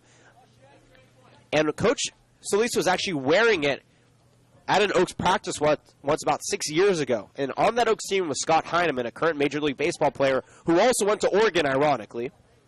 And Scott said to Coach Solis, "Coach, where'd you get that shirt?" And Solis said, "Well, I made it, and they're from my high school baseball team." And Scott said, "Well, I want one." As the 2-0 pitch is offered, popped up into right center field. Barnes and Gates making way, and out of center field, Gates will make the catch for out number 3. I'm going to actually keep it here for the rest of the story. We'll put up the line, though. 1 run, 1 hit, no errors. Nobody left on base for the Oaks in the end of the 7th inning. So I want to continue with the story just because it is such a wholesome story for head coach Solis. So Scott Heineman asked head coach Solis for that shirt. He said, "I want a shirt that says, 'We is greater than me.'" He wanted the Real Mesa shirt. Coach said, "Well, this is my Real Mesa shirt. You're sure you're okay?" He said, "Yeah, why not?" So Solis gives him one. The season plays out, whatever. Scott Heineman goes back up to the University of Oregon, and George Horton, the coach of Oregon, saw that Scott was wearing that shirt one day and said, "Scott, where'd you get that shirt?" And he said, "Well, my head coach at the Conejo Oaks actually gave it to me. He created it for his high school in Oxnard, California." George Horton, of course, a famed head coach. He was from Fullerton, Cal State Fullerton. He led them to a College World Series. He's also enshrined in the LA Valley College system in their Hall of Fame for coaching there. And so he said, "I want it. I want to make this the University of Oregon baseball team's official slogan." So the next day he calls up head coach Solis along with the marketing director at the University of Oregon and says, how can we get this slogan from you? We want the brand, "We is greater than me." And Dave Solis was in shock. He said, "I could not believe that a university, a 4-year university with a renowned athletic program wants my shirt, wants my slogan." And so he said, "Absolutely, you can have it. You can take it. I don't care." He sent them up the slogan. They made them in the Oregon green and blue, or the Oregon green and blue, excuse me, the Oregon green and yellow. They sent one back down to him for him to have. And since that day 6 years ago, that has been the slogan for the Oregon baseball team. Not only that, head coach Solis' brother is an assistant bench coach for the Los Angeles Angels of Anaheim and was wearing that shirt. And the head coach, Mike Soshu, who is also the ownership for the Conejo Oaks, said, "Where'd you get that shirt?" And he said, "Well, my brother gave it to me." And Mike Soshu said, "I want one. I want a bunch for the Angels." And Dave Solis sent a bunch of those shirts to the Angels. And John Lackey, when he was on the Angels, would use that as his undershirt when he pitched on the mound for the Angels. Dave Solis' influence spans from here to Eugene, Oregon, and all the way out to Anaheim. It is just such an amazing story because, especially for me as a student at the University of Oregon, would never have thought to make the connection between my family here with the Conejo Oaks and my family up with the Ducks. And head coach Solis, who I've been absolutely amazed with my 3 years here, has been an amazing supervisor, an amazing boss, a great coach, an amazing guy. The fact that all my world connects because of him is truly astounding, and I cannot say any more about him, any more good things, because he truly deserves the best. And again, his influence is just everywhere. "We greater than me," that slogan that lives on forever all around the Pacific Northwest because of Dave Solis. Well, we're back to baseball here in the top of the 8th. The Oaks up 8-1. And Desmond Gates stepping in. New pitcher on the mound for the Oaks, by the way. In place of Eric Ma, who went 1 inning, no hits, 1 strikeout, no runs, no walks, as that pitch is in there for strike 1. The pitcher on the mound for the Oaks, sporting number 16, is Nick Ringcover. In 3 appearances, he has an 0-1 record and a 5.41 ERA. Deals the 1-1, a big swing and a miss for Desmond Gates. 1-2 the count. He's 0 for 3 on the day with a pair of strikeouts and a pop-out.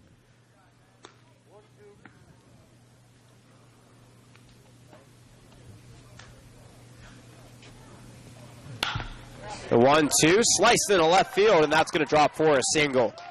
Desmond Gates kicks off the 8th inning with a single here for the Academy Barons. They're trying to chip their way back into this game, currently trailing 8-1.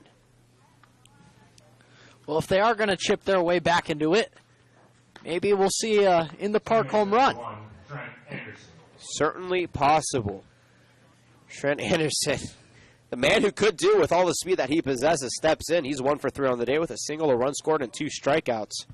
Runner on first. The lefty checks the runner at first and deals the first pitch. Buttons down. Pulled back for ball 1. Bunton shown, rather, I should say.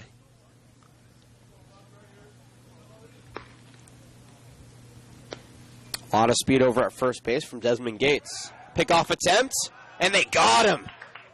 Ring cover had Gates sleeping at first base. That is the first pickoff successfully for the season for the Oaks, and they have one out up on the board and eliminate the base running threat for the time being. Good heads-up play there by the lefty, and that's what happens when you have a lefty on the mound who's resilient like Ringcover was. Gates didn't recognize the fact that Ringcover was literally just staring at him and just threw it over to first base. 1 away now. 1-0 count to Trent Anderson. Towing the rubber deals the 1-0. Bunton is down. Shown, I should say, pulled back, but it's called a strike. 1-1 the count on the 72-mile-an-hour off-speeder. The sun is beginning to set, and the field is beginning to get dark. There's only been one game called due to darkness here. That was 2 years ago against the Slow Blues. The Oaks ended up winning that game when they played it out at the end of the season up in San Luis Obispo.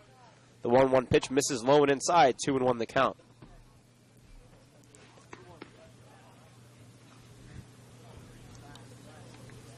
Ringcover quickly deals the 2-1. Taken at the knees for strike 2. He's a good pitcher.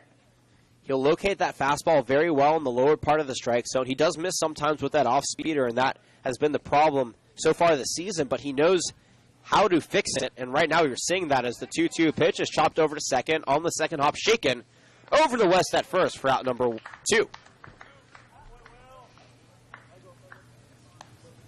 This Oaks infield is stellar, and you can interchange all of them and still get the same product. You put Tanner Wright or Raymond Gomez out there, and you can still turn two as flawlessly as Will Pickett's and Sam Shaken or Brandon Lewis can. Of course, Bart West, the stellar first baseman over there at first as well. Came in as a fielder, has yet to hit, though. He'll hit in place of Tyler Ryan if the Oaks get that far in the ballgame. Daniel Harris steps in and takes the first pitch in the dirt for ball 1. The Eastern Kentucky product on the day, 0 for 3 with a pair of strikeouts, a flyout, and a walk. Ringcover offers the 1-0 pitch, a slider low for ball 2. 1 run, 5 hits, 4 errors for the Academy Barons. 8 runs, 8 hits, no errors for the Oaks.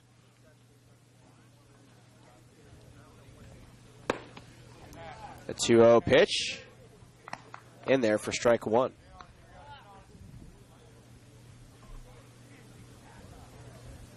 It was swung on a miss, but regardless, it was in there for strike 1. 2-1 the count.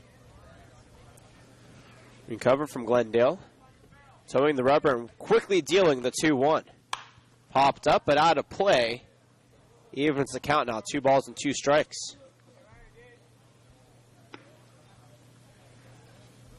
The Oaks are short lefties. They only have 2 active in John Vergara and Nick Ringcover, though. When Jackson Simonsgaard gets healthy, that will be a lethal weapon for them as a southpaw on the mound.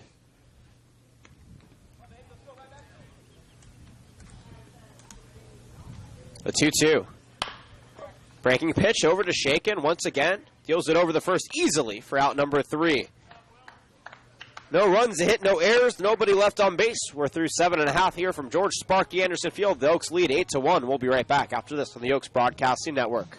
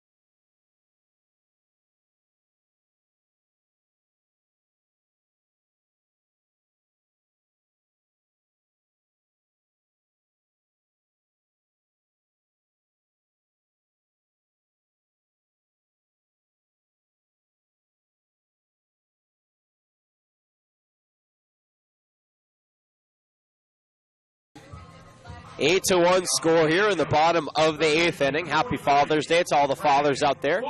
We appreciate you making us a part of your Sunday plans, no matter how you're watching or where you're watching. Sean and I truly, truly appreciate it. Brandon Lewis will lead things off here in the bottom of the 8th for the Oaks. On the day for Mr. Lewis, one of the more quiet days we've seen him out of the 2-hole. He slices that one to right center field. It's going off the wall. That will be good for extra base. Rounding first and going to second is Lewis. And he is in there on a stand-up double to start the 8th inning here for the Oaks. He now gets his first recorded hit of the game, though he's reached base 3 of the first 4 times he was up before this on a fielder's choice, a walk and a drop third strike. What a confident crack from B. Lou. He gives a fist pump to his dugout, and he knows the good hit he just made. B. Lou, a pro, as Bart West steps in. It's his first at-bat of the day, hitting in place of Tyler Ryan, who ends his day 2 for 4 with a double, an RBI single, and a run scored. On the season for the USC Trojan, .357 batting average. The first pitch to him is cracked over to third on the second hop. Pollock over to first, but it misses the glove of Lewis and into the dugout. That'll allow Bart West to advance to second base. Brandon Lewis the third, and that's the 5th error of the ball game for the Barons. If you're Coach Landrew, that is unacceptable by your fielders. Yeah, the errors are what have killed the Barons today. It's what's helped drive up the Oaks score. Not to take away from the Oaks offense, but the errors by the Barons have definitely helped. Right fielder, number 5, Andrew Lucas. That brings up Andrew Lucas now. Runners on second and third. Nobody out. The Oaks looking to extend this game, though, as we hit 7:40 here. It starts to get darker, and the Oaks and the Barons don't want this game called due to darkness because they would have to finish it up another time. Andrew Lucas on the day, 0 for 3 with a walk, a strikeout, and a pair of groundouts. The 0-0. Cracked over to third, towing the line, fielded by Pollock. All runners stay put, and he beats him by a step on the throw to first. This time Pollock is able to successfully make the out. 1 out up. Now runners in scoring position stayed put for the Oaks, and Elijah Alexander stepping in. He's 0 for 1 on the day. He was hit by 2 pitches. He also has a sacrifice RBI out to center field, and then flew out to center field his last time up in the 6th inning.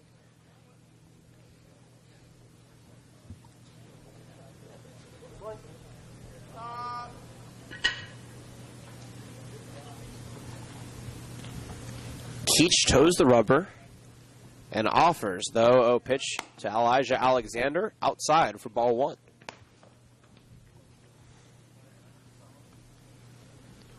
Fans all staying put here, watching this game go down to the end, assuming that we get there with how minimal the light is right now. The 1-0 pitch, foul tipped back, 2-0 the count.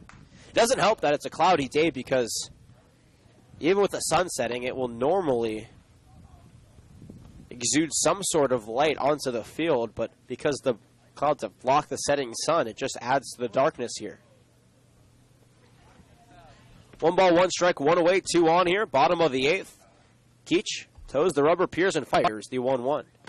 Swung on and missed, but it goes behind the glove of Alouette, and Brandon Lewis will come in and score on the wild pitch. The Oaks take a 9-1 lead here in the bottom of the 8th inning. Bart West advances from second to third on the pass ball as well.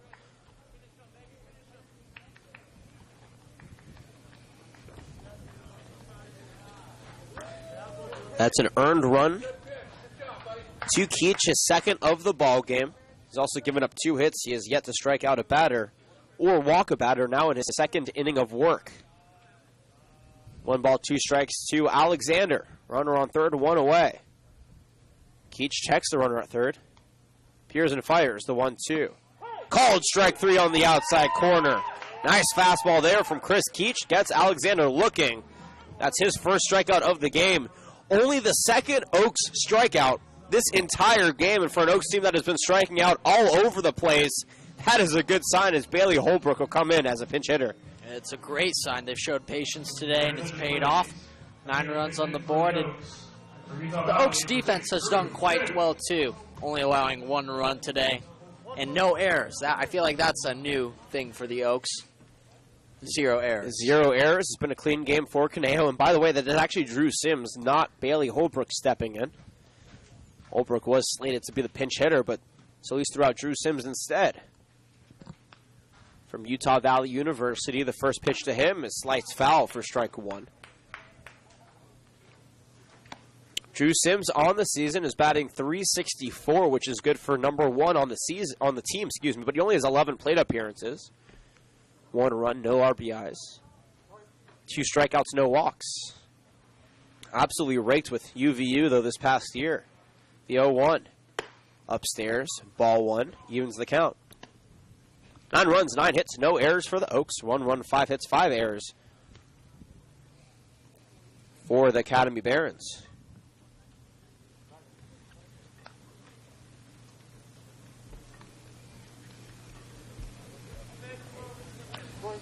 Sims, we haven't seen him for a while. Kamenko and Veet have been the 2 catchers rotating the last few games. The 1-1 pitch misses outside, 2-1 the count. The Oaks have had their bullpen in full swing. Jackson Simonsgard has been out there warming up. Angus Denton has thrown a couple, though. I wouldn't expect him to be out there, or out on the mound, I wish I should say. Aiden Dolan also out there throwing some warm-up pitches.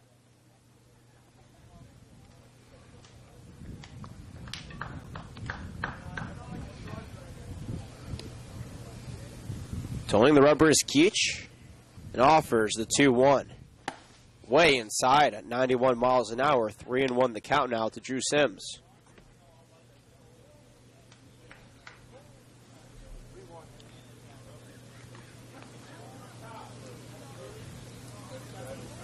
The only light illuminating the field here at Cal Lutheran is the light from the scoreboard.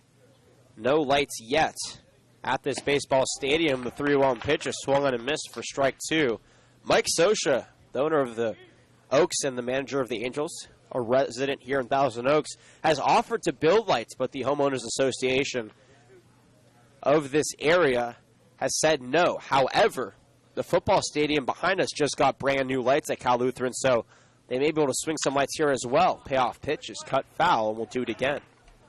Lights would be a big benefit not only for Cal Lutheran and the Kingsmen, but also for the Oaks, because they could play some late games, which is more beneficial. 4:30 starts can be a little weird at times because you kind of end towards the beginning of the evening, but you're already too far into the evening to get anything else done.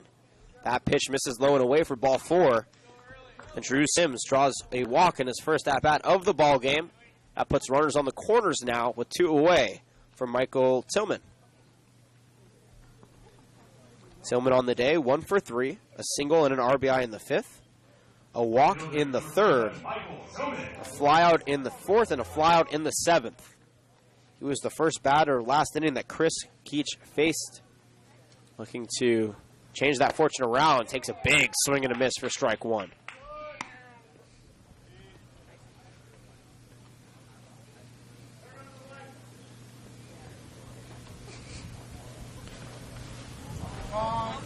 Time is called over at first base. Not exactly sure why, but nonetheless, every runner will retreat back, and we'll have another opportunity here for Keach to regain his composure. So far on the day for him, 2 hits, 2 runs, no walks, and a strikeout. Check that, actually 1 walk on the last batter. Deals the 0-1, swung on and missed for strike 2. Tillman was ahead of that one, tipped it back into the glove of Alouette. Entire Barons dugout standing to attention. Lights are on in both the dugouts. Keach from the stretch, toes the rubber, and deals the 0-2 pitch upstairs for ball 1. Also, the Rams facilities over left field have lights. So it seems almost a little weird that they wouldn't allow lights at the baseball field when the surrounding facilities, even the tennis courts over the right field fence, have lights. The 1-2 pitch, cut on and missed. Strike 3, down goes Tillman, and we'll have to leave it there. 1 run, 1 hit, 1 error, and 2 left on base. We're through 8 full innings here at George Sparky Anderson Field on the Father's Day edition of Oaks Baseball. Oaks currently lead 9-1. The Barons will have one more opportunity to try and make the uphill battle back. You're watching Oaks Baseball on the Oaks Baseball Broadcasting Network.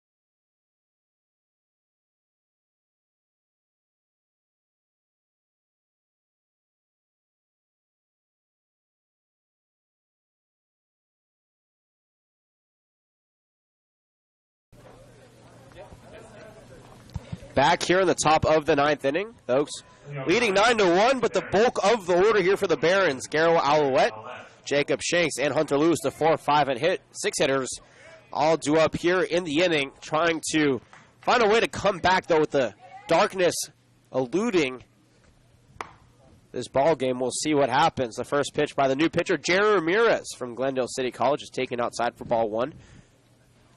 Ramirez in 4 appearances is a 5.4 ERA. 3 walks and 6 strikeouts. That one by Alouette is speared out to right field, but foul, 1-1 the count. Garrett Alouette in his Barons debut today is 2 for 2 with a double and an RBI in the first. Was hit by a pitch in the 4th and singled in the 6th. He has reached base all 3 times. The Oaks put on a shift. Brandon Lewis is playing in the shortstop spot. Shaken is playing in the second base spot. In between first and second is Will Picketts, the 1-1. A curveball missing outside, 2-1 the count. Ramirez has that nasty curveball. It's been working for him very well this season. So it's been his fastball that's been getting hit.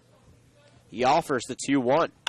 Alouette pops it up in the shallow right center field, and Shaken will make the catch out of second base for out number 1. That'll be a pop out to the 6th man in the field, even though he was playing to the right from our vantage point of second base.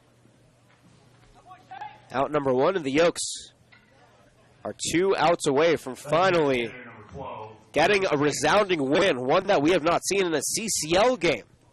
Only 2-4 in the CCL, 1 game won against the Blues and 1 game won against the Barons. The first pitch to Jacob Shanks is popped up into left center field. Elijah Alexander makes the play for out number 2. And just like that, we're down to 1 out now on a Father's Day Sunday evening. We'll make the postgame quick, and we'll head down to the field, head to Twitter after the game's over. I'll be on the field with our player of the game, Tyler Ryan. A lot of good stuff to talk to him about. The Oaks are steamrolling through these last 3 outs, Jonathan. I mean, what a good game they've had today. I think this is the confidence booster they need to send them into the rest of the season. Absolutely, as Hunter Lewis steps in and takes a first pitch inside ball. I think the Barons are also just trying to get out of here because they're not swinging at very good pitches right now. Maybe. I get it. They have a long bus ride back to the academy on a Sunday night. 1-0 pitch popped up, but out of play. 1-1 the count. Hunter Lewis on the day is 0 for 1 with a pop out and 2 walks. He's drawn 2 of the 3 walks overall that the Barons have tallied up. The 1-1 pitch from Ramirez is a ball low, 2-1 the count. Toes the rubber. Takes the sign from Bryce Veet and deals the 2-1. Inside for ball 3.